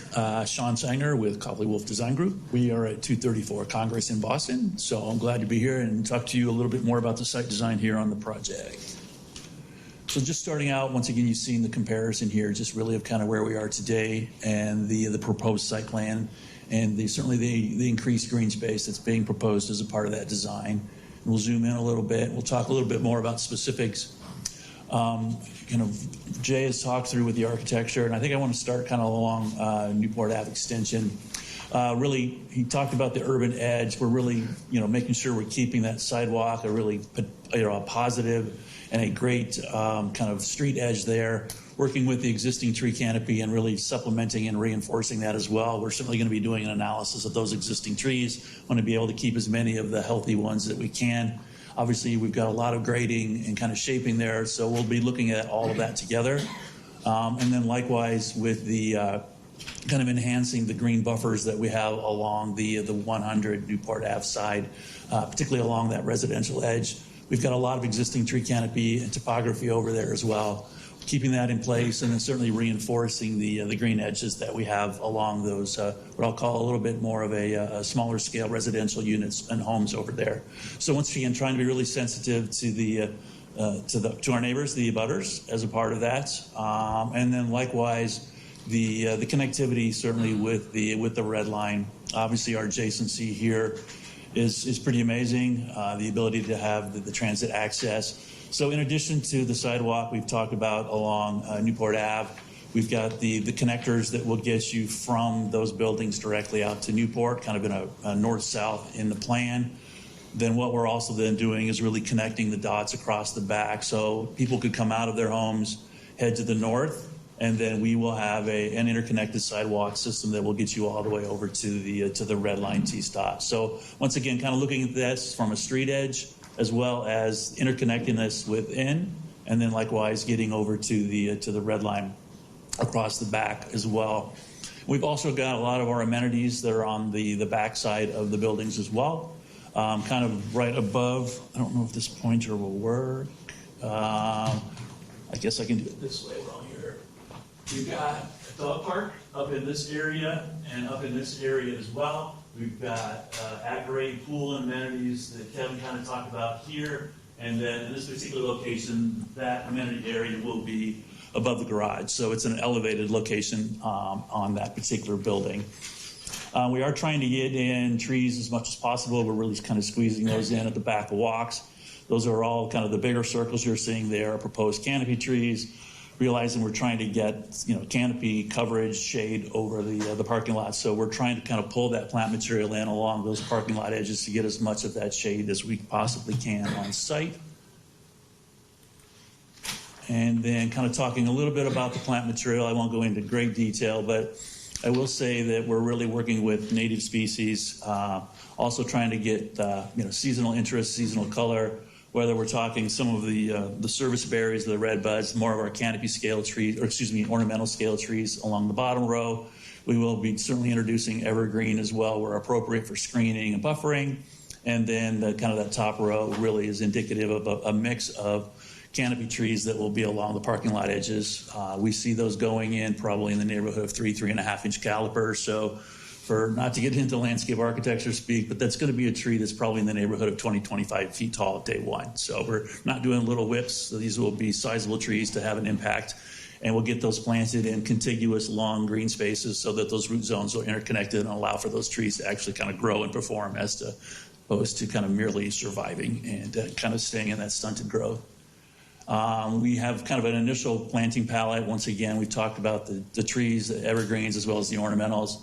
We'll also get into a pretty lush understory plant material. That'll be a mix of shrubs, ground covers, ornamental grasses. There will be some perennials. We typically kind of cluster those really more in the amenity areas, or it's kind of accentuating a building entries. So we'll have a mix of that for seasonal interest as well. And I think that could cover it from the landscape. I'll turn it over to Matt to talk about transportation.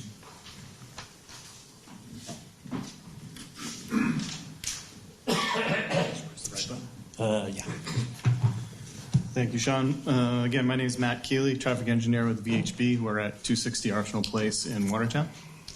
So what I'd like to do is just to walk you through our traffic study, hit some of the key components, and just walk through the process.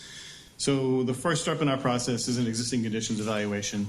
So in consultation with the city staff, we established a study area of 7 intersections, starting up at the intersection Newport Ave Extension and Hancock Street, covering the 4 access points to the site, and then the 2 ramp intersections down at West Squantum. At each of these intersections, we go out and conduct traffic counts. Because this is a residential project, we focus on the morning and evening peak hours. So 7 to 9 in the morning, 4 to 6 in the evening. And based on our traffic counts, which were done in March of 26, the morning peak hour occurs from 7:30 to 8:30 a.m. Evening peak hour is 4:45 to 5:45 p.m. With all those volumes, we conduct capacity analysis to see how each of those intersections is currently operating, to sort of set our baseline. And in addition, we do a safety evaluation at each of those by collecting 5 years of crash data from MassDOT's crash database. And based on our research, none of the intersections in the study area have a higher than average crash rate. Moving forward to future conditions, our next step in the process is to evaluate our no-build condition, which is 7 years out into the future. We assumed a 1% per year growth rate based on other traffic counts in the area and other studies. We then analyzed those intersections again to see what the project, what those intersections look like 7 years into the future without the project. And then on top of that, we have to figure out how much traffic is generated by the project, and that is done using the Institute of Transportation Engineers Trip Generation Manual, which I'll touch on in the next slide. But as you can see, we've walked through this in a couple of the other presentations, but you can see the top and bottom, the existing and the future conditions. The existing traffic lights are staying as they are. The unsignalized driveway, where the red arrow is going to shift just to the west slightly. And all of the curb cuts are going to remain in the same locations. So touching on traffic generation, like I said, we use the IT Trip Generation Manual, which is essentially a database of traffic counts at all different kinds of land uses. In our case, we're generating for multifamily. With the proximity to the T station, as you would expect, a lot of people are going to be using the T to get to and from work. You see the pie chart on the left there, which is based on the demographics of the immediate area. And this population currently uses the T station quite a bit. 27% of the people in this area are commuting to and from work using the T. So in the table on the lower right, you can see what our traffic generation is expected to be. We like to focus on the peak hours because that's the traffic that you sit in on your commute. So during the weekday morning peak hour, we're expecting an increase of 139 vehicle trips during the weekday morning, and 126 in the evening. And we have a breakdown there of vehicles, transit trips, and bike and walking trips. Now, what do we do with that traffic? Actually, let me take a step back. I just want to put those numbers in context with you. On the lower left, you see an aerial from March of 2020 when the office was fully occupied. You can see the parking lot's full there. Comparing using ITE traffic generation on a daily basis, our project is slightly lower, but during the peak hours, you can see that the proposed project is only expected to generate about half the traffic that was generated by the previous office use when it was fully occupied. So what do we do with that traffic? We have to figure out our vehicle trip distribution, which is based on existing travel patterns as well as U.S. Census journey to work data. We apply those percentages to the trip generation, add that onto our no build, and that's how we get our 2033 build condition. We again analyze those intersections to see how they're doing, and the results show that we had minimal impact relative to the no build conditions. As part of the project, we're going to be implementing a transportation demand management program, which is geared towards sort of getting away from people depending on single occupancy vehicles and relying on other modes of transportation. That's pretty much all I have for you. I just want to end on one note that I believe the city has engaged a peer reviewer to review the traffic study, and I look forward to working through that process. And I'll hand it back to you. Thank you. So that concludes our presentation, Mr. Chairman. The team is here for questions. I touched upon it a little bit in my opening remarks, but I'll just close by saying the movie Field of Dreams said, if you build it, they will come. I think the city, if you rezone it, they will build. And this was only rezoned with the overlay district in the last 6 months. And you've already attracted a national developer like Trammell Crow that wants to come into Quincy and build residential. And I think that shows the vision of the mayor, the city council, this planning board who recommended to approve it, and the planning department who studied it at the beginning. And it really is a result of the vision of all those people I mentioned, that you have a company like Trammell Crow here coming to Quincy. So the team is here for any questions. Thank you, Councilman. Mr. Shaughnessy, some questions? Yes, sir. I have a few questions. So you guys have been building all across the United States. What do you anticipate, like, your mix population-wise with this many units, like, in your historic, like, how many school-age children would be in this? I know it's probably like you have to throw it against a dartboard. You must have that from doing it all the time, right? Yeah, so this is going to be our most urban project. So there across the street is a great data point for us. So there are 610 units. And when we talked with the developer who did that, they have 7 school-age children. So Seven? 7. So we 610 units. Correct. So a lot of kids hiding. Homeschool. Homeschool. So I can't promise we won't get to double digits, but I'm not expecting it based on that. Wow, that's. I'm not in the business like that, but that's a little shocking to me. Yeah. And I guess this might be a transportation question. So you were showing in the picture there, the MBTA, the bridge that goes across the tracks, so you can go either inbound or outbound. How far is that right there, right? How far is that walking wise from your project there? Because if I'm over in are these apartments or condominiums? Apartments. So if I'm over in the apartment, I'm thinking I want to go over to Applebee's or go over and get a coffee across the street. Do I have to get in my car and drive all the way around, or can I walk and go up and through the T? Or? Yep. You can go up and through that. So that's about 250 feet from the edge of our parcel. And you can take the stairs up, go across. You don't have to walk through a turnstile or anything, and then you pop out on the other side. And is that open 24 hours a day? I believe so, yeah. Okay, that's a pretty cool thing, I think, because then get to the other side, right? Yeah. What else do I want to ask you? And one other thing on that, because I know it's something we've talked with the planning department about. We have been in communication with MBTA. Let me see if So over here, this is where our parcel ends. Yeah. And then the T actually owns this building over there, just off the screen. So we're working with them on just making sure our residents can get over there safely and how that works. So a lot of our site work, we really focus on the sidewalk connectivity throughout. And there's an existing crosswalk at Enterprise Drive and Newport Ave extension that crosses there. We're seeing if we can work with them to maybe move and put a sidewalk up top directly off of our parcel. Those conversations are still in a pretty early stage, but it's something that we've heard from the planning department, and we're pushing as hard as we can to. So when you say that, you're working with them to do your own walkway up and over the T? Just to provide kind of seamless access from where our resident, because that's the closest point of access to the T. Is right here. Right, and before that's where the actual entrance is to the T, or is that where their new? They just bought the building and they put their new communication center in there, I believe. So the overpass is probably right here. And so you're talking to them about the access for you guys, or the people here, to go through their property to go up into the T's overwalk, or whatever, bridge, whatever you want to call it. But this sidewalk is what I was saying exists today.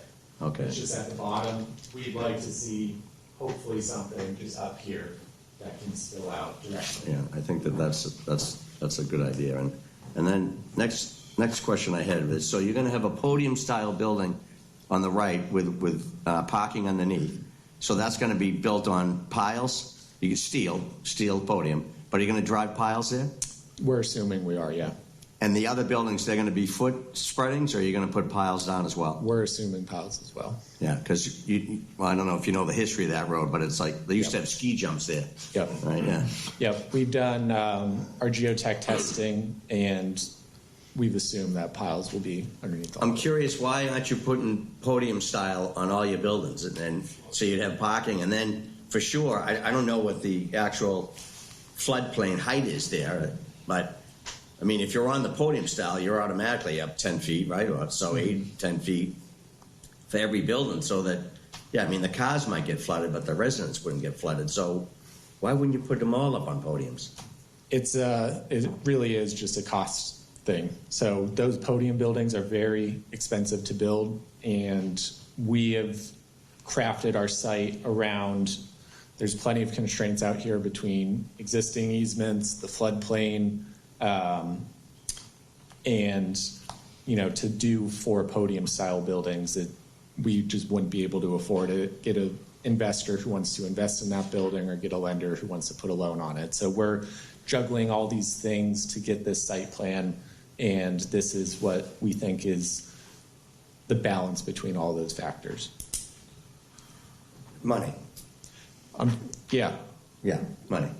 Because, I mean, I look at these buildings and I think sometimes a podium building, structurally, in my eyes, it's a stronger building. Because you're going to have more windage, you're elevating it up, so it's going to last a little bit longer, you know?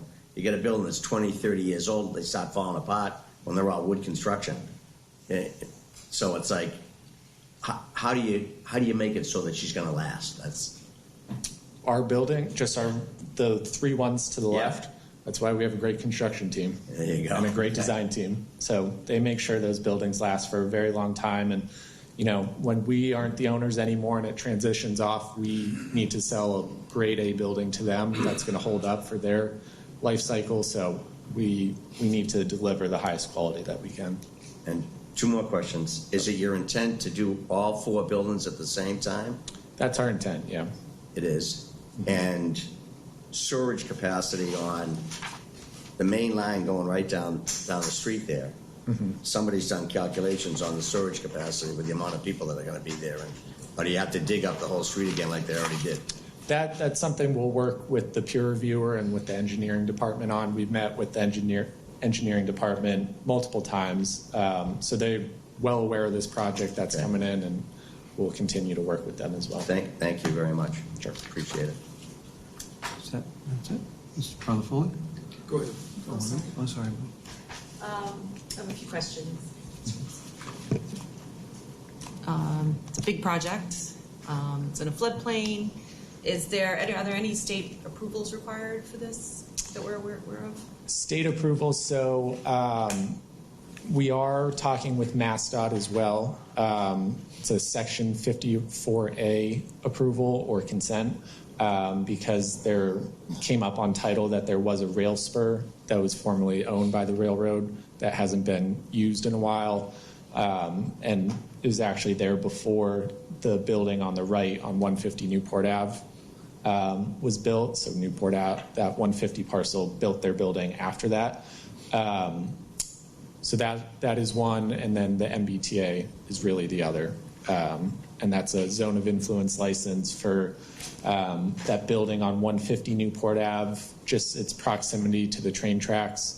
Our building's actually going to be slightly further back from the tracks, but to take that building down, we will need a zone of influence license.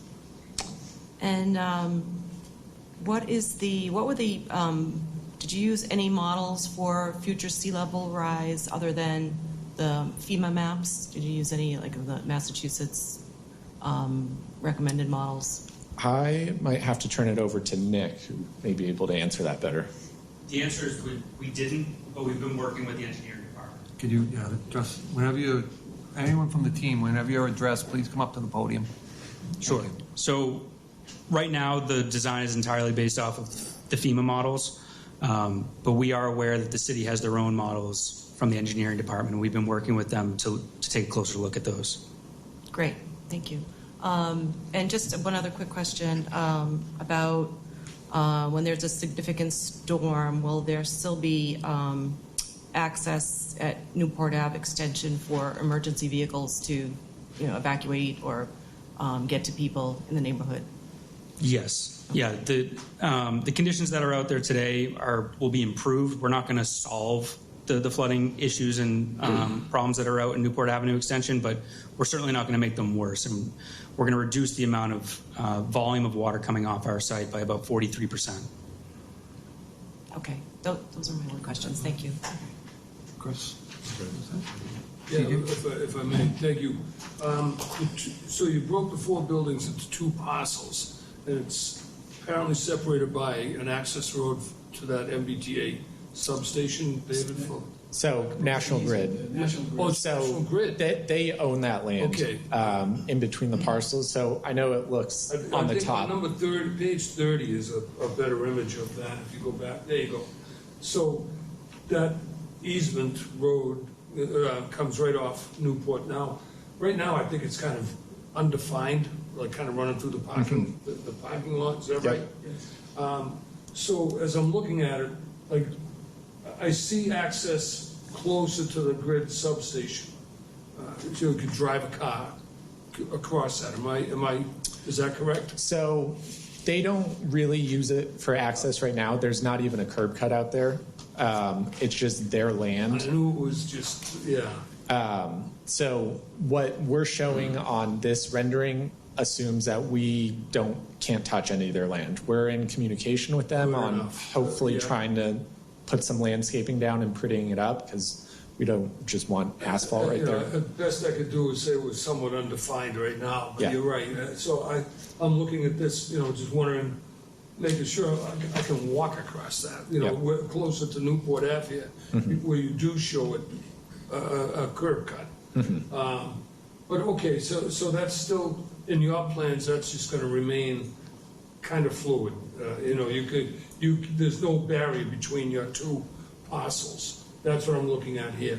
I just wanted to verify that. So this would basically, let me flip back to this. So it looks just like one sea of parking currently today, and you can see kind of that lighter tan strip in the middle. Absolutely. That's them. So Nick and I actually have a call with them tomorrow morning just to go through our plans more in depth. And we broached the subject about we'd like to pretty that up, because we don't want just asphalt there when we go and build these buildings. And another thing we're working on, you can see on here how we dead end the parcels right here. That's what I was looking at, yeah. In our ideal world, we'd like to connect those.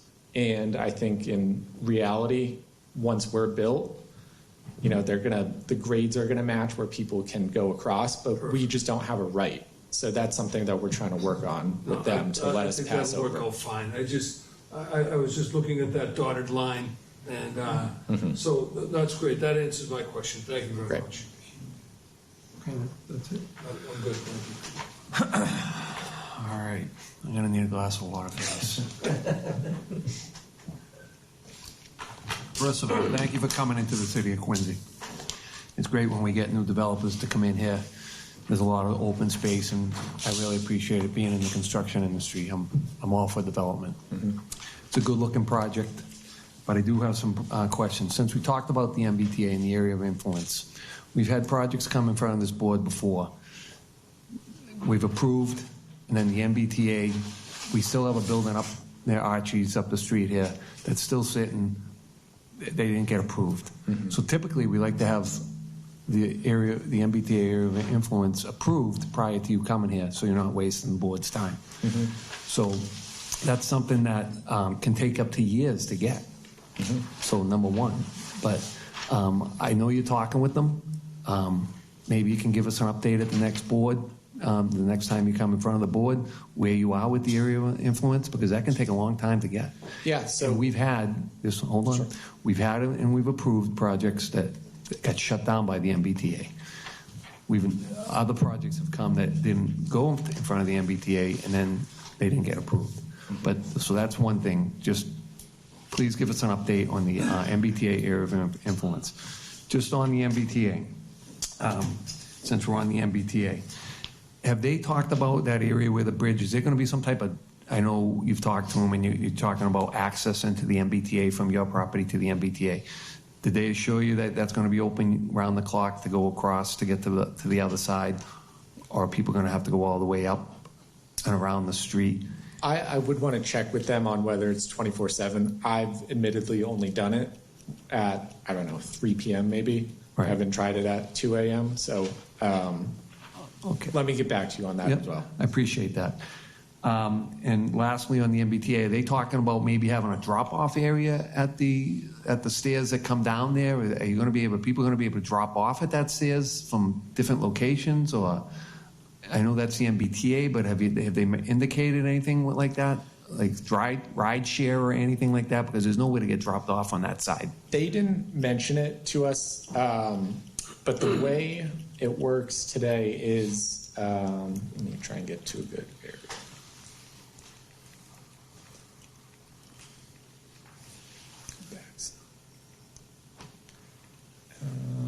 All right, this might be the best one. So There's one traffic that showed that stair parcel. this turnaround here, Yep. there are vans and shuttles from the office park that will pick the riders up there that hang out kind of on the border of our site. But in terms of redoing that, the MBTA has not mentioned anything to us. Okay, so looking at your site and with all your buildings there, are you planning on putting some type of sidewalk back there? Because all the people are going to be coming out of that building and heading that way, because you indicated that you feel that most people are going to be taking the MBTA, so they're going to need a safe access passage to that staircase, because that's going to be their entrance into the MBTA. That's something that we're pushing for, and the worst case would be they get off the overpass, come down, and then they hit that Enterprise Drive, Newport Ave sidewalk, and then take that crosswalk.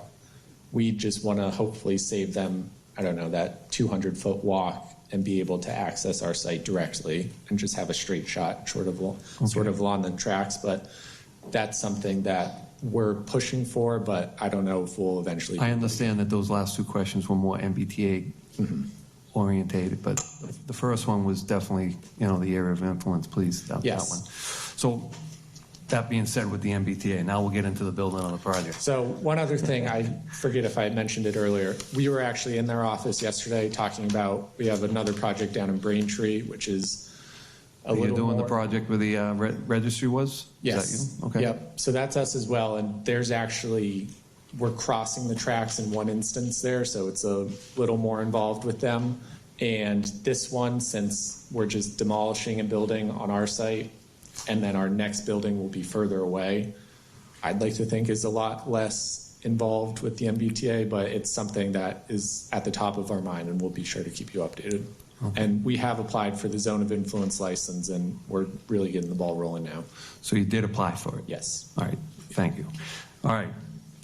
Again, I did say thank you for coming into our city, but as I tell all developers that come into our lovely city here, that when you're choosing a contractor that is going to do your job, I know you're the general contractor, but when you're choosing all your subs, please choose a contractor that can provide work for the men and women of the city of Quincy. If these projects are going to be built in the city of Quincy, the men and women of the city of Quincy deserve to have the opportunity to work on a project like this. So please, when you're considering the contractors that do the sub work, please consider the men and women of the city of Quincy. Yep. Thank you. I appreciate that. All right, let's get into the building of the building. All right? Is this stick built or is it going to be steel built? Stick built. Stick built. The whole thing's stick built, coming in prefab. Prefab. They're going to build up the walls and then bring them in on an 18-wheeler and then so that's prefab. Okay. All right. Perfect. With the parking lot, we have plenty of parking lot lights out there for all that. I didn't see any renderings of any light drawings for lighting in areas. I know there's not a lot of residential in the area, but what type of lighting are we going to have in the parking lot, and how's that going to be illuminated? We do all dark sky lighting, and I believe there is one buried in that big packet we gave you. I'll go through it later. Yeah, I'll there is a find lighting it. plan. Before our next meeting, I'll find it. Okay. Kevin, I can help you a little bit. Okay, if you could come up here, sir, Yeah, that'd be great. It's not a lot, but I can tell you, because we talked about it at the community meeting, typically we have fixtures, as Kevin mentioned, dark sky compliant. We're looking at our lights to be in the 3,000 level, which is a pretty warm level light, not super bright. Pole lighting? Or, Pole lighting, yep. Okay. And they are typically in the height of about 25 foot tall. We have a very super simple, clean shoebox fixture directing that light down. And then depending upon, we've got a rough layout just to get an idea of counts and photometrics. If any of those are located either next to our units or even the abutters, we've got a green buffer that I talked about along the kind of the right side, but we have the ability to add house height shields as well. So once again, we're really trying to get that light to be forwarded out to where we need it from the sidewalks and the parking lots and not into people's homes or at visible kind of annoyance to your eye level. And then lighting on the building, any lighting on the building? Downlight lighting or anything like that on the exterior of the building? Okay. I'm getting the whole team. You're going to get your steps in today. We're not proposing any architectural accent lighting, but there will be lighting at the entrances and all the egresses from the buildings. And landscape lighting? I'm an electrician. No, that's right. We don't have that fully designed yet, but I would guess that we would have landscape lighting, particularly at entry signs and key entry elements. Jay mentioned at the building entries. I could also see that happening in with the courtyards. Okay. We have the two kind of the more active courtyards that I talked about, but the other two buildings, I really didn't mention it, but there are some green spaces that are passive that I could imagine some decorative, really low level, more ambiance lighting than anything else. And then, thank you, I appreciate that. Yeah. With the powering of the building, are we coming in, do we have transformers outside the building, or are we coming directly into switchgear into the building? There will be transformers out there. Okay. Yeah. So you're going to have transformers and are you going to have landscaping around them to kind of spruce them up a little bit? Yeah, so and it's another thing that we're going to talk with National Grid about tomorrow. Let me get back to the site plan. Let me get to the green one. So right outside, up here. Yep. So you're going to have your transformers in the back? And then back here. Okay. So on each side, that's just where we've laid them out, and it's just a coordination process with National Grid. Okay. Awesome. Emergency power. What do we have for emergency power? We going to have generators? We having any type of emergency backup? I don't know if we've gotten that far, Nick. Do you know if we planned anything? Emergency lighting, using EBUs, battery units? We're not currently showing any generators on the site. That'd be some coordination items we have to have with the electrical engineer to determine if the building's required by code. You'll have to have some emergency exit lighting and things of that nature. So, okay. All right. Thank you. And what about, has the elephant in the room been talked about, all the drainage on Newport Ave? I mean, like, that's a big issue with the city. What is your take on drainage? So adding this many units over on that side. That is the first thing that has been mentioned to us about the site, and the main topic of conversation that we've had with all the city department meetings. So with the planning department, our first meeting, it was probably 75% about drainage. And so that's what Nick has been focusing on the most, and crafting our whole drainage design. If I just go back to his drainage slide here, to make sure that we're not making anything in Newport Ave Extension worse. Okay. And that's what this design does, and we're happy to work with the peer reviewer and the city as they really dig into these plans.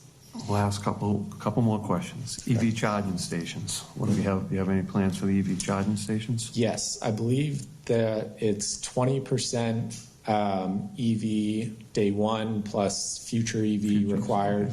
So I don't know the exact count off the top of my head that we would do day one, but we'll comply with whatever the code is. Perfect. And you're going with heat pumps in the building? Heat pumps, I believe so, yes. Heat pumps in the building.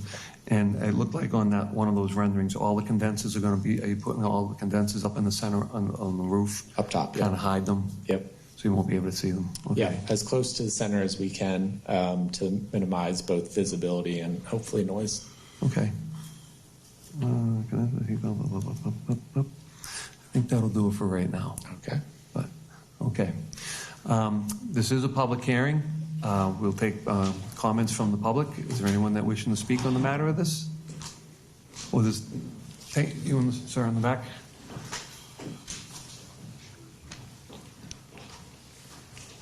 Hello, Board. Stephen Casella from 14 Walnut Street. I'm kind of in a butter. I'm in a small area there. I'm not really here to address the buildings. It is more of, in 2019, I went to the zoning board because of all the apartments that were being built along Hancock Street. And well, sir, just is this statement relevant to the project, or is it about the past? Relevant Is this all the projects, and this is one of them. Yes. So your presentation has to be towards this project. Okay, I'll make it towards the project. Okay, thank you. The main issue that I was looking at was the traffic study from VHB. The traffic study stopped at the entrance to go onto the Ponce River Bridge. When I drive in the morning, I come off of my street, and it takes me 5 to 10 minutes just to be able to turn onto Hancock Street because of all the traffic. And so I'm asking that the VHB, can they extend it to include the Neponset River Bridge and the impact that it has? So right now I just heard there's 139 cars, 140 cars in the morning. When you stack that up to 8 lanes all going to try to get on the expressway, that affects everybody in Quincy. Yeah. So my reason for being here is to see if that can be addressed. I know this project most likely will never be able to address it, but it is a concern. So I'm asking, when you look at the VHB study, that impact does affect our neighborhood because of the stores like Target, all of those buildings, and now this building is 500 units. That is quite an impact on traffic. And I'm going to repeat, I know this project is not going to be able to address that, and it probably goes to a state and the Ponce Circle and all of that. But as a planning group, that should be taken into account for, one, the city of Quincy. You basically have probably 8 lanes between 3A, Hancock Street, and Port Ave Extension, all going up that ramp. Then all of those cars that are on the Dorchester side are going up, and there's only 1 lane to get on the expressway. So if the traffic study can be extended, or if this is something that you guys can put in your back pocket when you're reviewing these things, that is an impact on our neighborhood. Okay. So back then, I was kind of challenged by the planning board, or the zoning board, Quincy, that said they can't do nothing about it. What I'd like to do is hand these over. This would actually be a flyover that could be done as part of the traffic study on the Ponce River Bridge. The infrastructure's there to do it, and this is something I'm going to probably address with the state too at some point, because I need some transportation people. So getting back to the traffic study, that amount of cars does have an impact on everybody that's trying to leave Quincy from those 3 places to get over to the Ponce River. Okay. Okay. Second impact that I have that I'd like to address, because I heard it earlier, is when the Target project was done, our whole community that's basically off near Cafe Pacific and stuff were inundated with rats. There was no control in place. We counted 20 rats in our driveway one night just because of that project. All of those people, all of the rats basically got displeased. Well, typically, before a project gets approved, we have I know you have conditions, a control system in place. Rodent control is always one of them, sir. It didn't work. We'll have to try something I can different. show you pictures where it doesn't work. So in a roundabout way, I'm okay with the project. Yeah. I've seen a lot of these going up. It's just the impact that I unfortunately didn't get the notice from the last meeting until 2 days after the meeting. So I would have addressed this long before, and I would have been here before tonight, but this gave me a forum to just look at the traffic. It's going to be helpful for pretty much all of Quincy, because everybody goes through.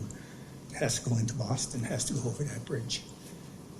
And when I sit for 10 minutes, and then to just go 1 mile over the bridge, it takes 45 But minutes. sir, you're asking us to look at something that is the whole state. I mean, so Well, no, it's not. I understand it goes to the whole state, but you as a planning board, Right. it affects Quincy, and affects all the Our projects. job is to just approve projects, not to do the city and the state's work. Yes, but the impact of these units is something that impacts your residents right now. Yes. So I'm asking you to take it into consideration. But we will take it into consideration. Thank you. Thank you. Chairman Kelly, while he's here, and we have the traffic people here from Trammell Crow, and they've been talking to the people on the other side of the tracks that built 600 units there. So what, have you asked them, what's their experience on how many people on the other side, on the brand new development that's there, how many people take the T as opposed to how many people are actually getting in their car and driving over the Neponset River Bridge? By the way, I think your flyover idea is a pisser idea. Well, Just saying. The you know. zoning board challenged me because they said they couldn't do anything about it. And I said, I went home that night, I am an architect. I went home and I said, this is a simple fix. All you have to do is run for governor. Okay. I like the idea, but have you guys talked to them across the street? We have. I don't know about their traffic patterns going north and south, but compared to what we showed percentage-wise, they were slightly above that 27%. So what Matt was showing here was kind of general area, but since they're very immediate and right on top of the tracks, they were a little bit more than that 27% number taking public transportation. An example, when I get to the end of my Just one second. Just go to the microphone so everyone can hear, sir. When I go to the end of my road on Walnut Street, Yeah. on a bad day, it's gridlock, and there's a bridge that goes towards North Quincy, the center. And I can look up the bridge, it's just nothing but cars. By the time I get to the next place, Newport Ave is the same way. And that's, right now, summer is better because of schools out and stuff like this. But come fall, winter, spring, it's a problem that's going to get worse and worse and worse. So I was just trying to get something in your back pockets to consider. And I know it's a state project that's going to do that, but it is not really this project, but it's a start. All right. Thank you, sir. All right. Thank you. Thank you. Is there any, sir?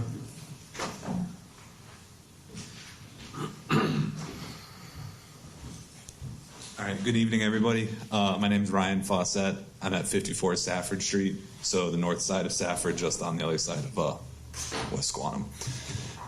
If you look at the FEMA flood maps for Quincy, the flood waters are going to come right up Newport. They come around the new Stop and Shop. They come right into my backyard over there. So I have a concern kind of with all of the flooding that goes on in this area. I knew that when I moved into the house, but we have an opportunity here to kind of lock in what this property is going to look like for the next couple decades. So I want to make sure that we're doing it the right way, or make sure we're doing flood remediation the right way.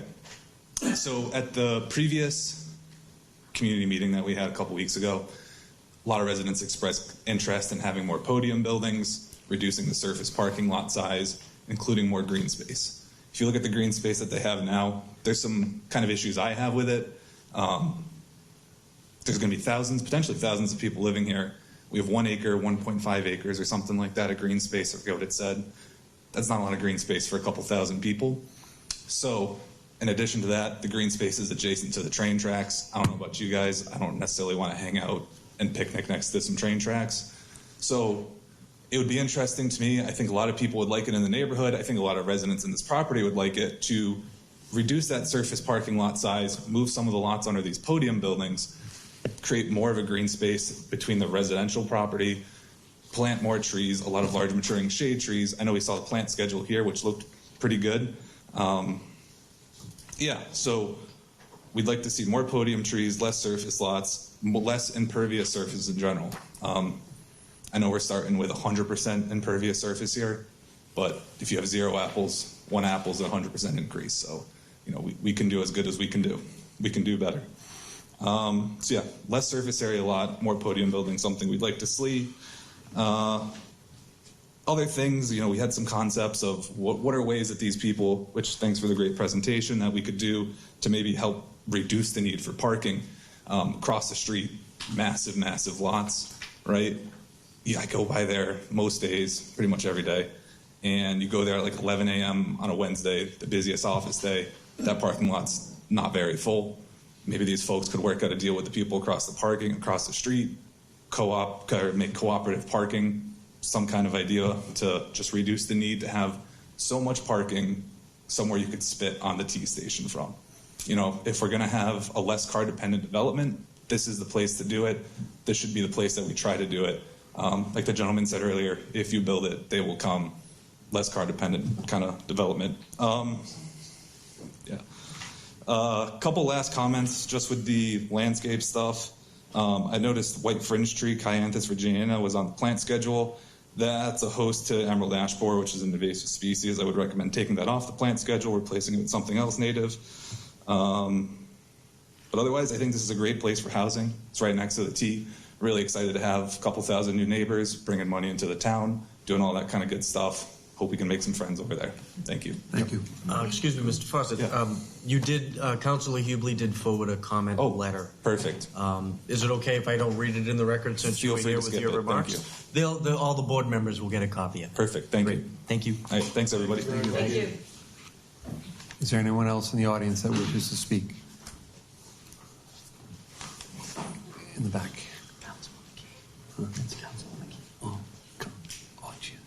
How you doing, Councilor? Hi, Maggie McKee. I'm Ward 5 City Councilor. So this is the first time I've seen news about this, but I'm happy to see the presentation. A resident reached out to me. I don't know if this is in your packet, so I apologize, but I just thought while I'm here, I would read out parts of it. She said, it's good to see a plan to redevelop the space and add more housing. That said, the scale, scope, and density of the proposal at 400,000 plus square feet, considering the number and type of buildings, do raise concerns about the impact of the surrounding streets and wetlands. And then later on, is the city's infrastructure like roads, public transit, sidewalks, green space, schools, trash removal prepared? Has the developer proposed a plan to make the area on Newport more accessible for pedestrian circulation? Should I keep going, or is this in your packet? In the letter, you can keep going. What's the name? Anne Kane. I'm just selecting parts of her letter. But If there's more in the letter, you can keep going. Okay. I'll just, there's not too much more. Okay. Has the developer proposed a plan to make the area on Newport more accessible for pedestrians?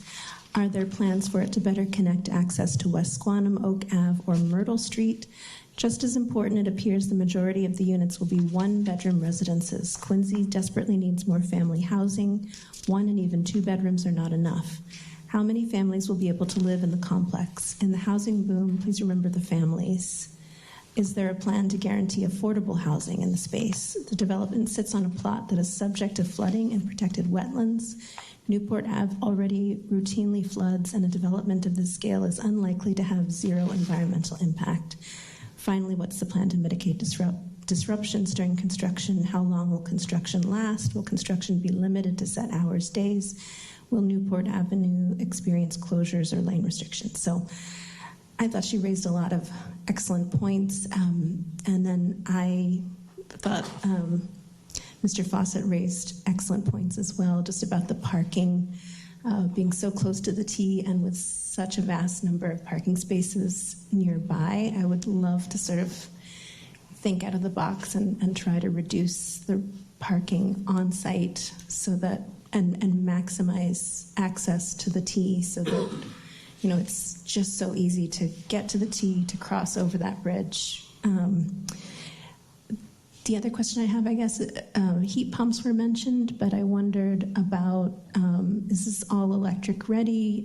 Is there going to be any fossil fuel infrastructure at all?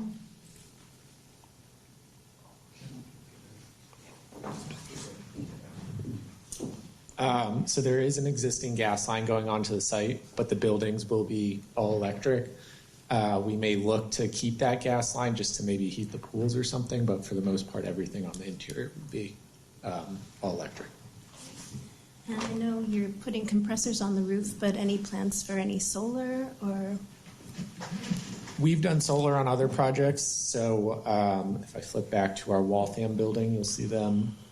So we're not opposed to solar, and we like to do it if it makes sense. So you see that solar array on the Waltham building. It could be something that we'll look into down the line.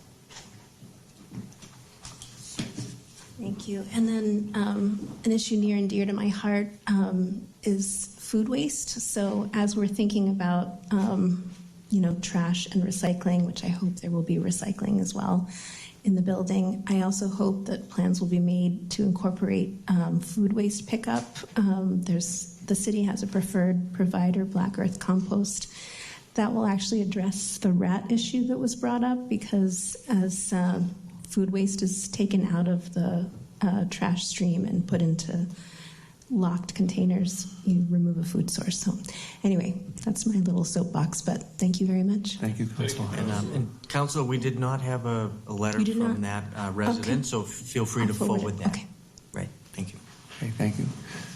Is there anyone else in the audience that, sir?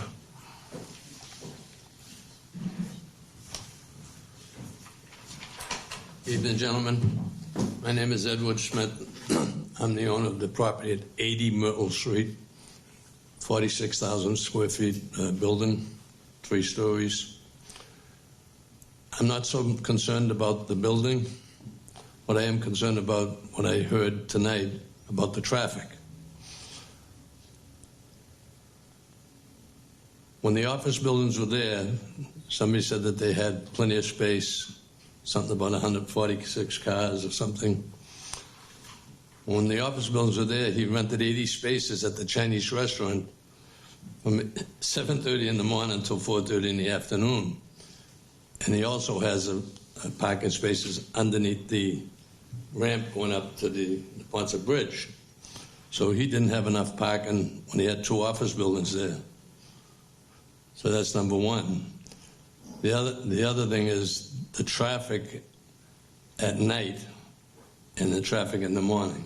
I live in Marina Bay. It takes me almost as long to get out of Marina Bay in the morning to get to Myrtle Street to work as if I was going into Boston. So I don't know where they're getting the traffic results from. But 5 o'clock at night over here on Myrtle Street and Newport Ave Extension, coming out of Boston, everybody cutting down to meet the expressway at the other end is murder. So I think there's something should be done about the traffic. I have no oppositions to anything they're doing there, but I think it's understated when they're talking about the parking or the traffic. Traffic is a major concern for everybody, as like you said, the whole state. But Newport Ave Extension is not a slightly traveled road. I mean, it's heavily traveled from 4 o'clock to about 5:30, 5:45 every single night. And in the morning, sometimes I have to go around the back way to come in off of Squantum Street to get down the ramp. And I'm sitting in that traffic from the ramp 15, 20 minutes sometimes waiting to get up just to Myrtle Street. So that's my only concern is the traffic. I think it's a nice looking project, but I think something should be done about the traffic. Thank you. You're welcome. Thank you. Is there anyone else that wishes to speak on the meeting? Okay. We have lots of correspondence. Mr. Stevens has agreed to read them. I think we have 18 of them, so it's going to be a little bit. We're down one. So, all right, so you got the floor. Mr. Fawcett. I'm going to start with Councilor Hubley, who sends his regards. He had a conflict tonight and couldn't be here. I told him there was no vote, and why don't you go ahead and give us something in writing. So, dear members of the Quincy Planning Board, I write as the Ward 3 City Councilor to formally transmit compiled feedback received from residents concerning the proposed 520-unit apartment development at 100 and 150 Newport Ave Extension in Quincy, Massachusetts, and to request that this matter be continued to a hearing date in October. Trammell Crow Residential proposes 4 buildings on 2 lots that currently contain vacant office buildings. I have engaged residents through in-person meetings, telephone conversations, email correspondence, and online communications. Attached to this letter is copies of resident emails that further document the concerns summarized below. Residents have expressed overall frustration with the pace of new development and growth throughout the city. Specific concerns regarding this project include concerns regarding the overall size of the development, negative impacts on traffic along Newport Ave Extension and surrounding roadways, existing sunny day flooding that already occurs on Newport Ave Extension, and the potential for the project to exacerbate those conditions. Parking, there are 2 schools of thought among residents on this issue. Many residents consider the proposed number of parking spaces excessive and have suggested placing a portion of the parking under a second building in order to reduce the extent of the surface parking areas outside the buildings. Other residents believe there's not enough parking. This latter view conflicts with the current community planning conventions. Noise impacts from rooftop air conditioning condenser units on the nearby elevated residential neighborhood, the lack of affordable housing, lack of meaningful green space, absence of planned bicycle routes through or past the campus, insufficient pedestrian walkways through the campus, the lack of solar panels, which residents viewed as a missed opportunity, in the exterior architectural appearance, which residents described as boxy and out of character with the surrounding areas. The plans formally submitted to the board appear identical to those presented at a community meeting held on June 16th. This has led me and many residents to conclude that the feedback offered at that meeting and through subsequent channels has not yet been incorporated or considered. In light of the volume and consistency of public comment and to allow adequate time for the applicant to address resident input, the board to conduct a thorough review and for any necessary peer reviews to be completed, I respectfully request the board continue this matter to a hearing date in October. I appreciate the board's careful consideration of these resident concerns and stand ready to provide any additional information that may assist you in your deliberations. Respectfully submitted, Walter Hubley, Ward 3 City Councilor. Okay, there's Mr. All right. Hi, Councilor Hubley. I hope your week is going well. TCR multifamily project proposal. I missed the community meeting a few weeks ago and wanted to put forth a few suggestions. Given its proximity to North Quincy T Station in Boston, as well as the forecasted increase in bike trips in Quincy in the coming years, it would be really great to see the developer include a bike storage room and outdoor bicycle parking on site, convert the segment of sidewalk along Newport Ave to a multi-use path would all greatly serve the future bicycling and pedestrian needs of the city. 2, at some point this month, might you have availability to meet and chat a bit more about the upcoming adoption of blue bikes and bicycle infrastructure and safety? I think the other comment was a congratulations on Porch Fest. Best Andrew Swanson, 182 Summit Ave. Next email, June 17th. Hi, Walter. Apologies for not getting to the community meeting last night. I share the same concerns as those mentioned regarding traffic, infrastructure, and flood mitigation. My main concern is density. It is very large development for that area. A scaled-down version would be my preference. Getting rid of the concrete jungle and adding more green space would make the area more attractive. So I'm not opposed to the project itself, but the size of the project. Thank you for all that you're doing. Monica Willett, 93 Norfolk Street. Hello, Councilor Hubley. Unfortunately, we were out of town last week and missed the community meeting about Newport Ave Extension building proposal. How will this complex with the added traffic impact Newport Avenue? How do these developers plan to mitigate the additional cars on the road? Might they consider a shuttle service to the nearest T-stop or the downtown Boston? Are these developers aware that Newport Ave Extension is a nightmare during peak commuter times? Traffic is not only an imposition on commuters, but additionally it is a nightmare for patients who are undergoing cancer treatment or other serious medical treatment who need to be at Mass General or Beth Israel in Brookline during peak times during the day. Respectfully submitted, Catherine Duffick, 35 Summit Avenue. Hi, Walter. My 2 or 3 cents on the proposed TCR development on Newport Ave. I don't hate it in concept, as I think high density is not out of step with the State Street office complex adjacent to that site. What are the structures they are proposing to replace? But I do have a few critiques that I hope you will consider. Aesthetics. Quincy seems to be on track to drowning itself in unimaginative boxes. These do not seem to be as vulgar as the Soviet tombstones that line the heights of Granite Street, but they lack curb appeal and remind me more of the old D Street housing project in Southie or an old industrial warehouse than anything I would want to live next door to. I don't think you can legislate taste, and I understand the expense savings that these boxes provide for the builder, but what is wrong with making a neighborly effort to soften roof lines or add some variety to the facades and structure heights? 2, parking ratio. Approximately 550 spaces for 520 units is simply not enough. As did Fox Rock at the old hospital site, I'm sure that the developer will project that some optimistic number of residents will commute via the T and some smaller portion actually will, but they'll still own cars. I am an outlier in my neighborhood as my wife and I share a single vehicle rather than the more common 2 to 3 per household, and we have a driveway to park in. Nonetheless, competition for the curb spaces up and down our street has been quite heated since Fox Rock's Ashla Park residences quickly overflowed their projected parking needs. Most days I end up backing very cautiously out of my drive, as it usually is tightly flanked by large vehicles. Any on-site parking ratio less than 1.5 spaces per housing unit will be an absolute disaster for nearby residents. This will need to shrink a bit to achieve that ratio. 3, sustainability. I know it is early days in this project, but the conceptual pitch shows a whole lot of flat roof with no mention of solar panels. Seems like a lost opportunity. It's also a project that will sit upon paved over marshland, which is probably why there's no specific reference to underground parking. There will need to be a whole lot of work done for flood mitigation to protect the neighbors. Thanks for the updates, Rich McLaughlin, Deldorf Street. Okay. Dear Walter, please tell me that this is a late April Fool's joke.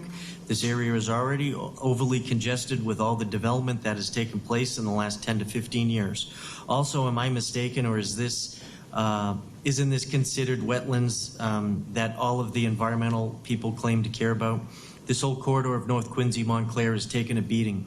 The Hotel North Quincy, Red Line Apartments, the Target, which is a shoplifters training ground. Also, this has the potential to become a housing project if things go sideways. I lived on Hamilton Ave for 71 years, born and raised, and it breaks my heart to see what has happened with overdeveloped. I'm a supporter of Mayor Koch and generally agree with his decisions, but enough is enough. I anticipate tremendous opposition from the Montclair community, whose side streets would become cut-throughs with the cars speeding through the neighborhoods. It already is difficult trying to get on Harvard Street, watching the cars speeding by one after another. Harvard Street was never this busy. It has become a major cut-through. People will turn right on Hobart, Wilson, Hamilton, Holbrook to avoid the light at West Squantum and Harvard. I could go on, but we'll save it for the meeting on June 16th. Just one more thing. I think that is unrelated to this project. Signed, Michael Flaherty, 131 Hamilton Ave, North Quincy. Thank you for sending me the notice of the community meeting, Newport Ave Extension. I'm unable to attend. I've lived in North Quincy for decades in a condo I own on Sagamore Place. Even though this project will bring in many tax dollars, are you considering the impact to the neighborhood? How much the dense development will do to traffic, MBTA's ability to include more riders, school capacity, city services, merchandisers. I would prefer a much smaller building profile or no new building. Just because we have empty space, must we fill it? Do not let North Quincy be ruined by developers who don't care about the quality of life in North Quincy. Thank you for taking the time. Mary Jane McGoey, 115 West Quantum Street. Good evening, Mr. Hubley. I hope all is well. My name is Adriana Batista Guerrera. I reside in Wollaston, 17 Exeter Street. I'm writing because I won't be able to attend the meeting this evening. I would like to voice my opinion totally against this project. The city doesn't need more buildings. It needs affordable buildings. Thank you for your time. Again, Adriana, Exeter Street. Dear Mr. Hubley, my name is Joseph Leung. My wife and I reside at Walnut Street, a few blocks away from 150 Newport Ave Extension. We're not able to attend the meeting in June, therefore I am sending this note to express our concerns about the building of 520-unit multifamily residential community at that location. In order to go north in that area, the most convenient way is to pass the Neponset River Bridge. Currently, the traffic at the bridge is very bad. We understand that the builder and the city of Quincy will make a lot of money by building 520 units at this location. However, it will cause other Quincy residents a lot of inconvenience due to traffic issues. We urge you to consider and present this issue at the meeting. Thank you, Joseph.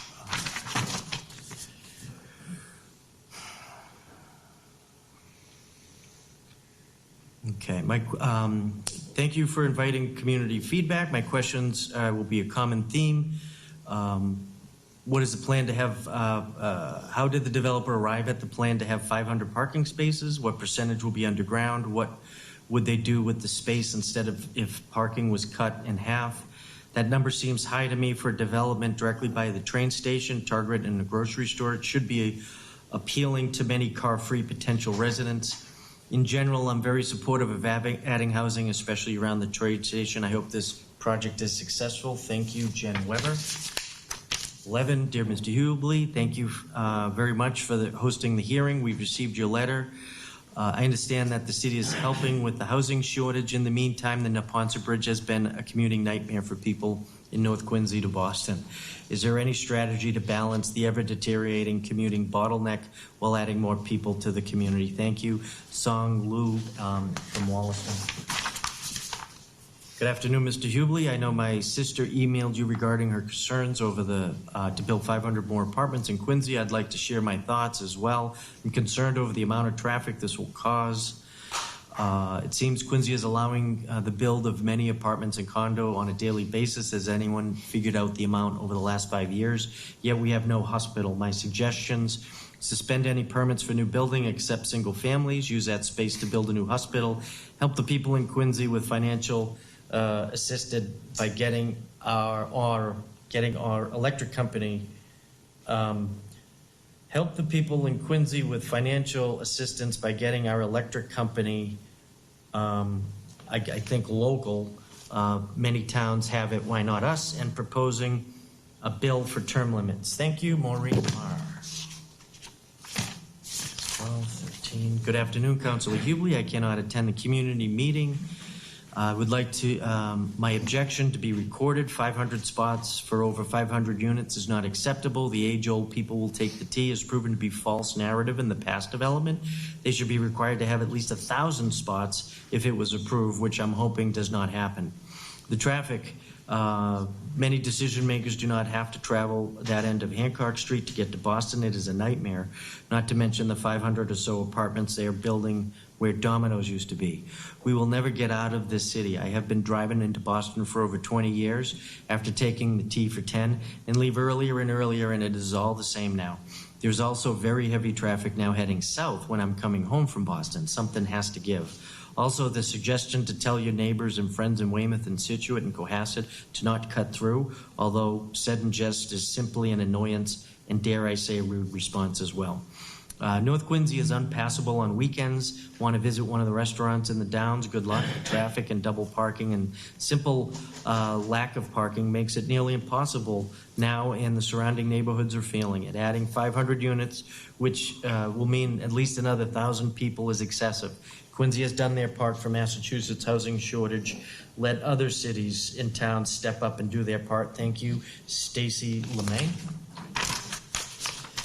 Good morning. I live at 269 West Squantum Street and recently received your letter regarding the proposal for 100-150 Newport. I'm 100% against this proposal. Quincy has already an exhausting amount of traffic, and to add 500 plus cars in an already congested area is unacceptable. Why does one need so many cars when they are so near the T station? In addition, Quincy is becoming overcrowded, and I fail to see our infrastructure can support this. Kathleen Mapp.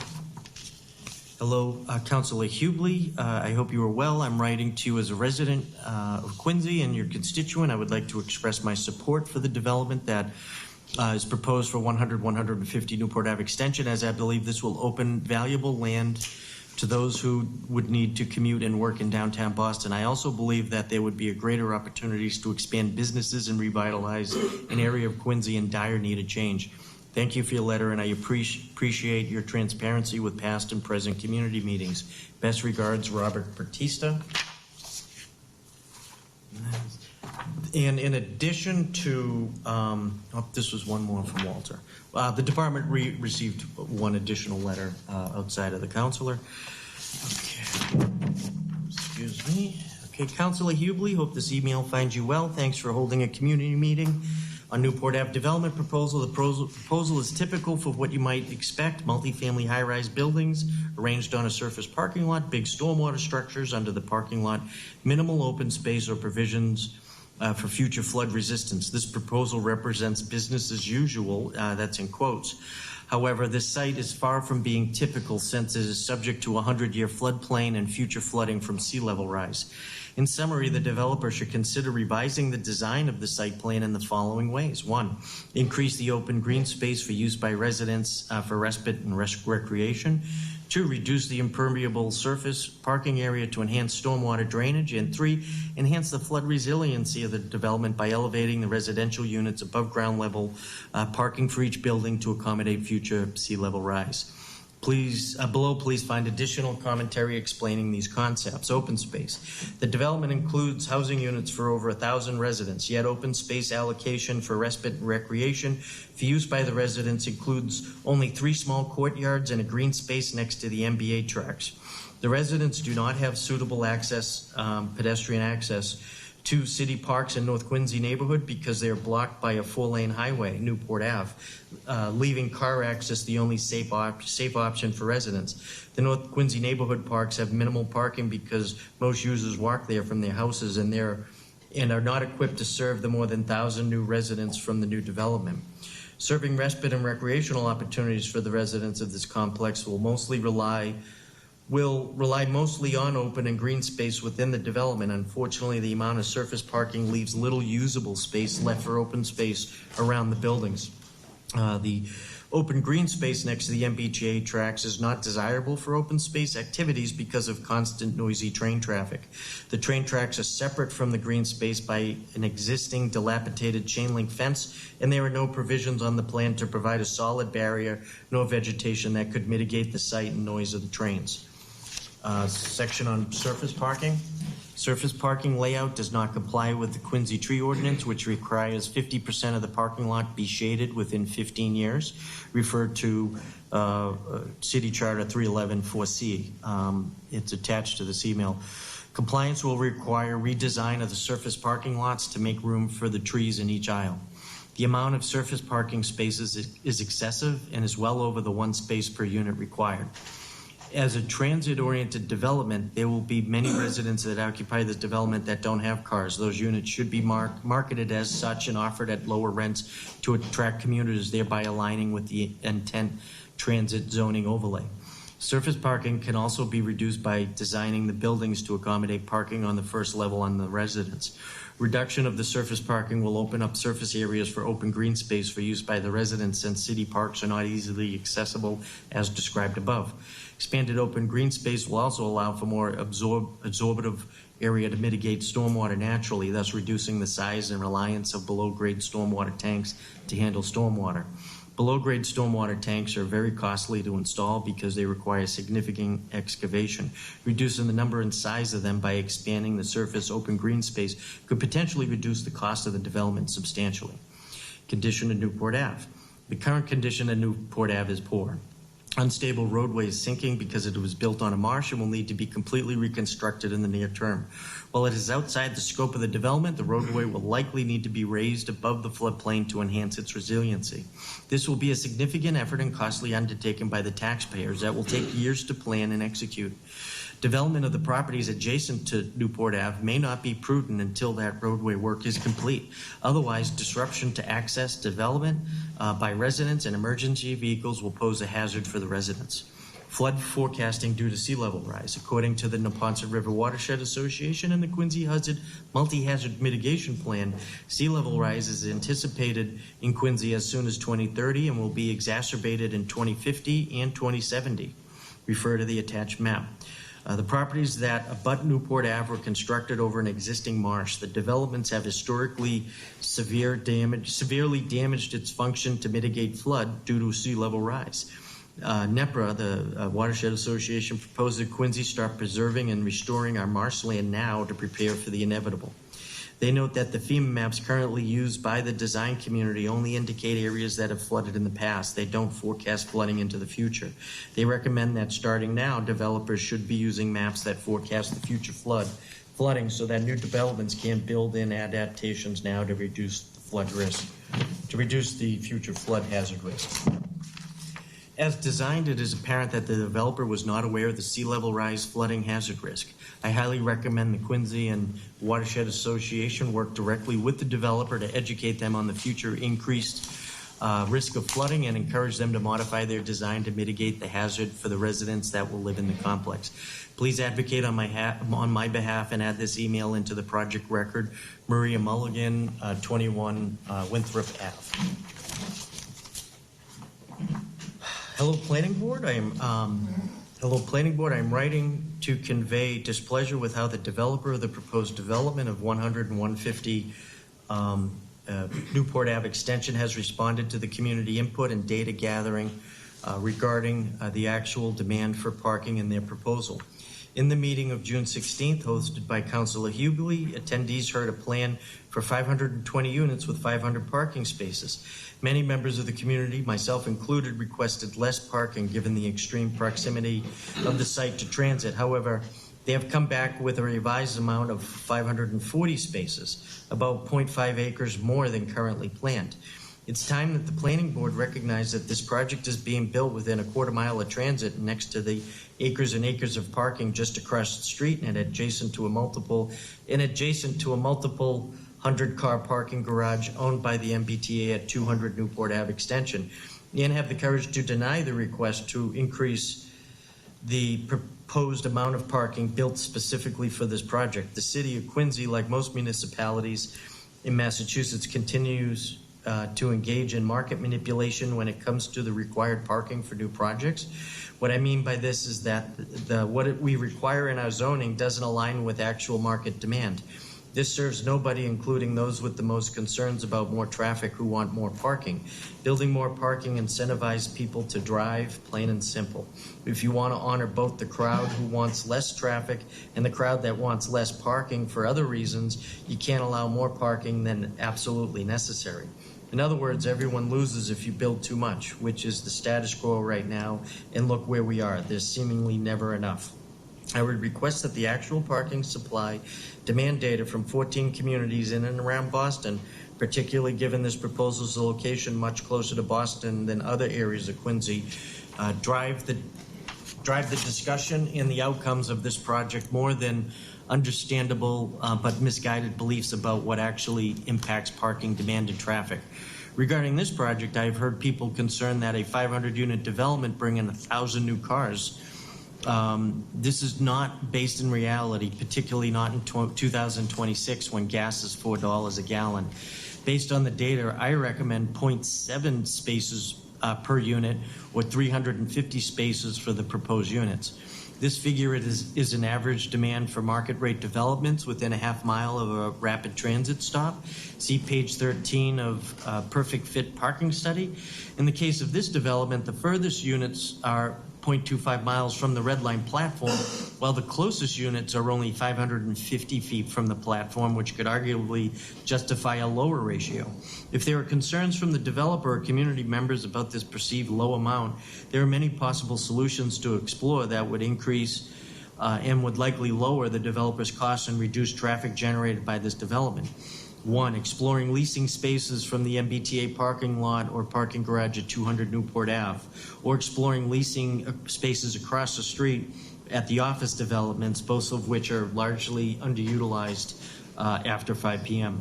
Of note, per 8.5.4.7 of the Transit-Oriented Districts Overlay, zoning overlay, Though the shared parking opportunities may not be in the development parcel, the abundance of already built parking in the immediate vicinity should not be ignored by the planning board when considering parking under the minimums.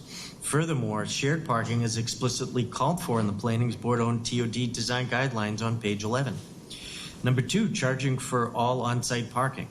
As it is now, all surface parking in the development is given with the units free of charge. However, it is not free as it adds significant construction costs, which people without cars subsidizes as they pay the same rent but can't take advantage of the parking benefit. You attract what you incentivize, and currently driving is incentivized and not driving is punished via the subsidy. Only those driving should have to pay the costs of driving.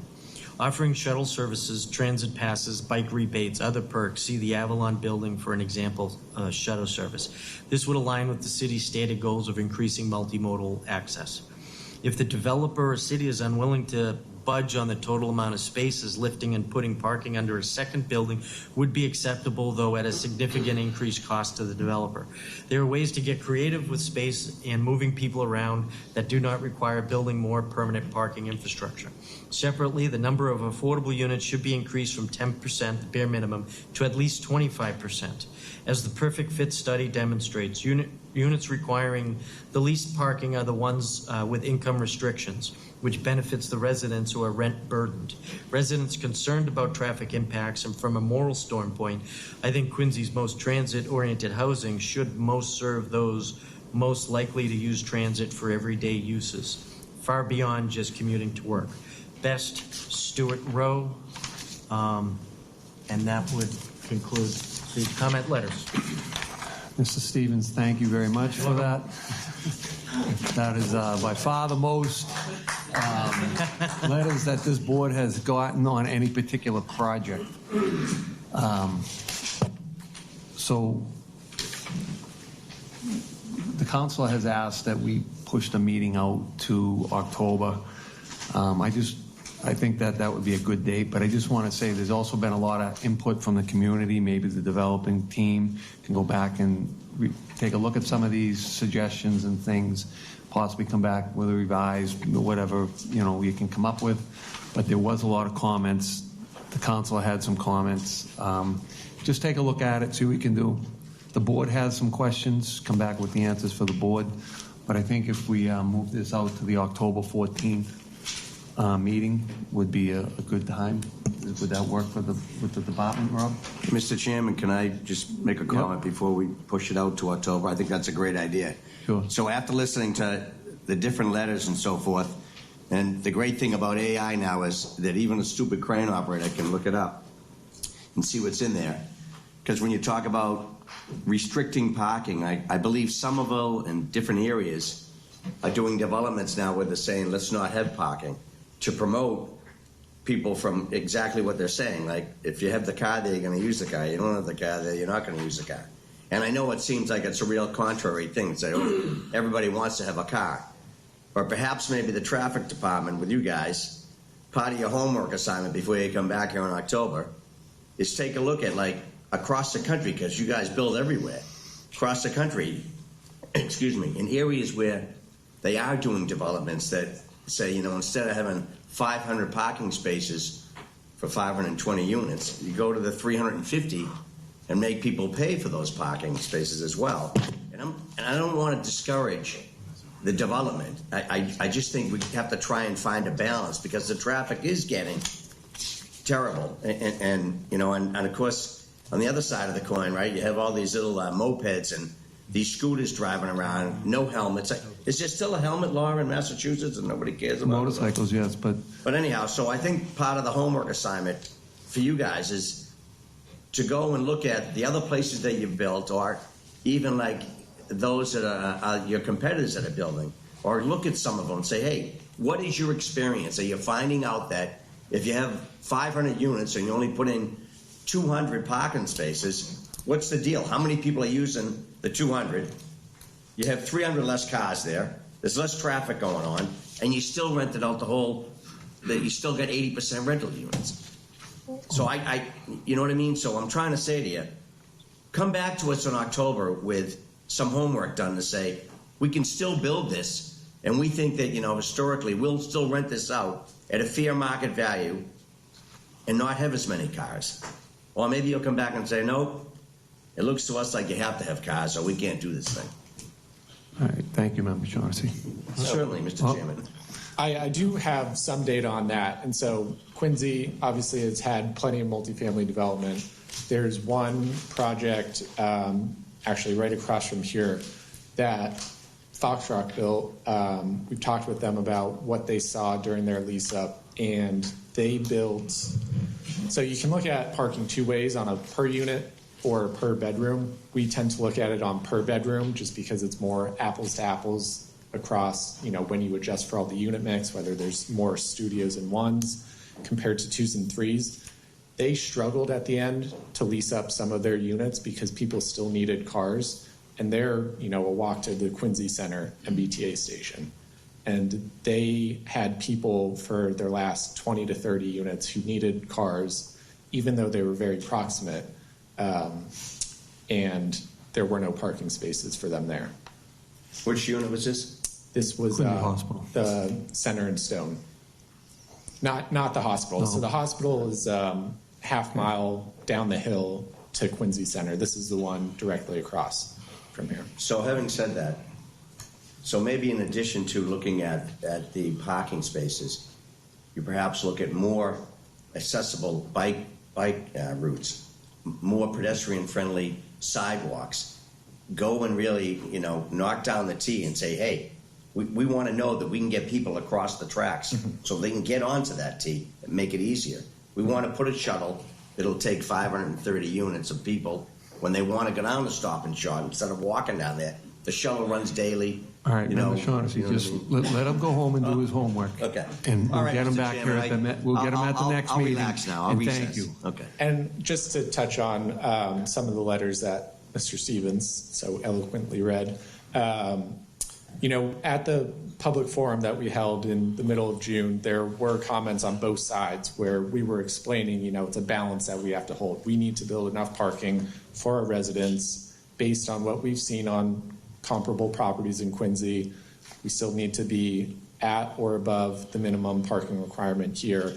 And we felt like we explained this to everyone and kind of the constraints around it. So the comments in the letters are nothing that's new to us, and we're happy to meet with people and explain it over and over again. Do us a favor, just go back and revisit it, and then come back and see us in October. Absolutely. All right, thank you. I'd like to make a motion. Yes. We push this out to October. October 14th, 2026. How about October 14th, 2026? Do I have a second? Second. Okay, all those in favor? Aye. Okay, thank you. Thank you. Thank you. That was a nice presentation. See you in October. I will be in Ireland. You'll be what? I will be in Ireland. Thank you. Castle Island. Not Castle Island. Dublin. In Donegal. Nice. I know, right? Yeah. Reading Do we have stories that- to my kids. Do we have any other, There's just guys, hey, the board, to Member endorse, Shaughnessy. approval not Member required. Shaughnessy. Member Shaughnessy. Hold on. Hey, Ally, we're still in session. Hold on, wait, just 1 second. Hold on, wait. Okay. All right. Vote to endorse approval not required plan 18 Albion Street. Okay, can we keep the noise down in the in here, please? So that's it. It's another subdivision of a lot. It's in good order. So that's it. Okay. Then we can take a motion to adjourn? Yep. Thank you. Okay, motion to adjourn. Thank you.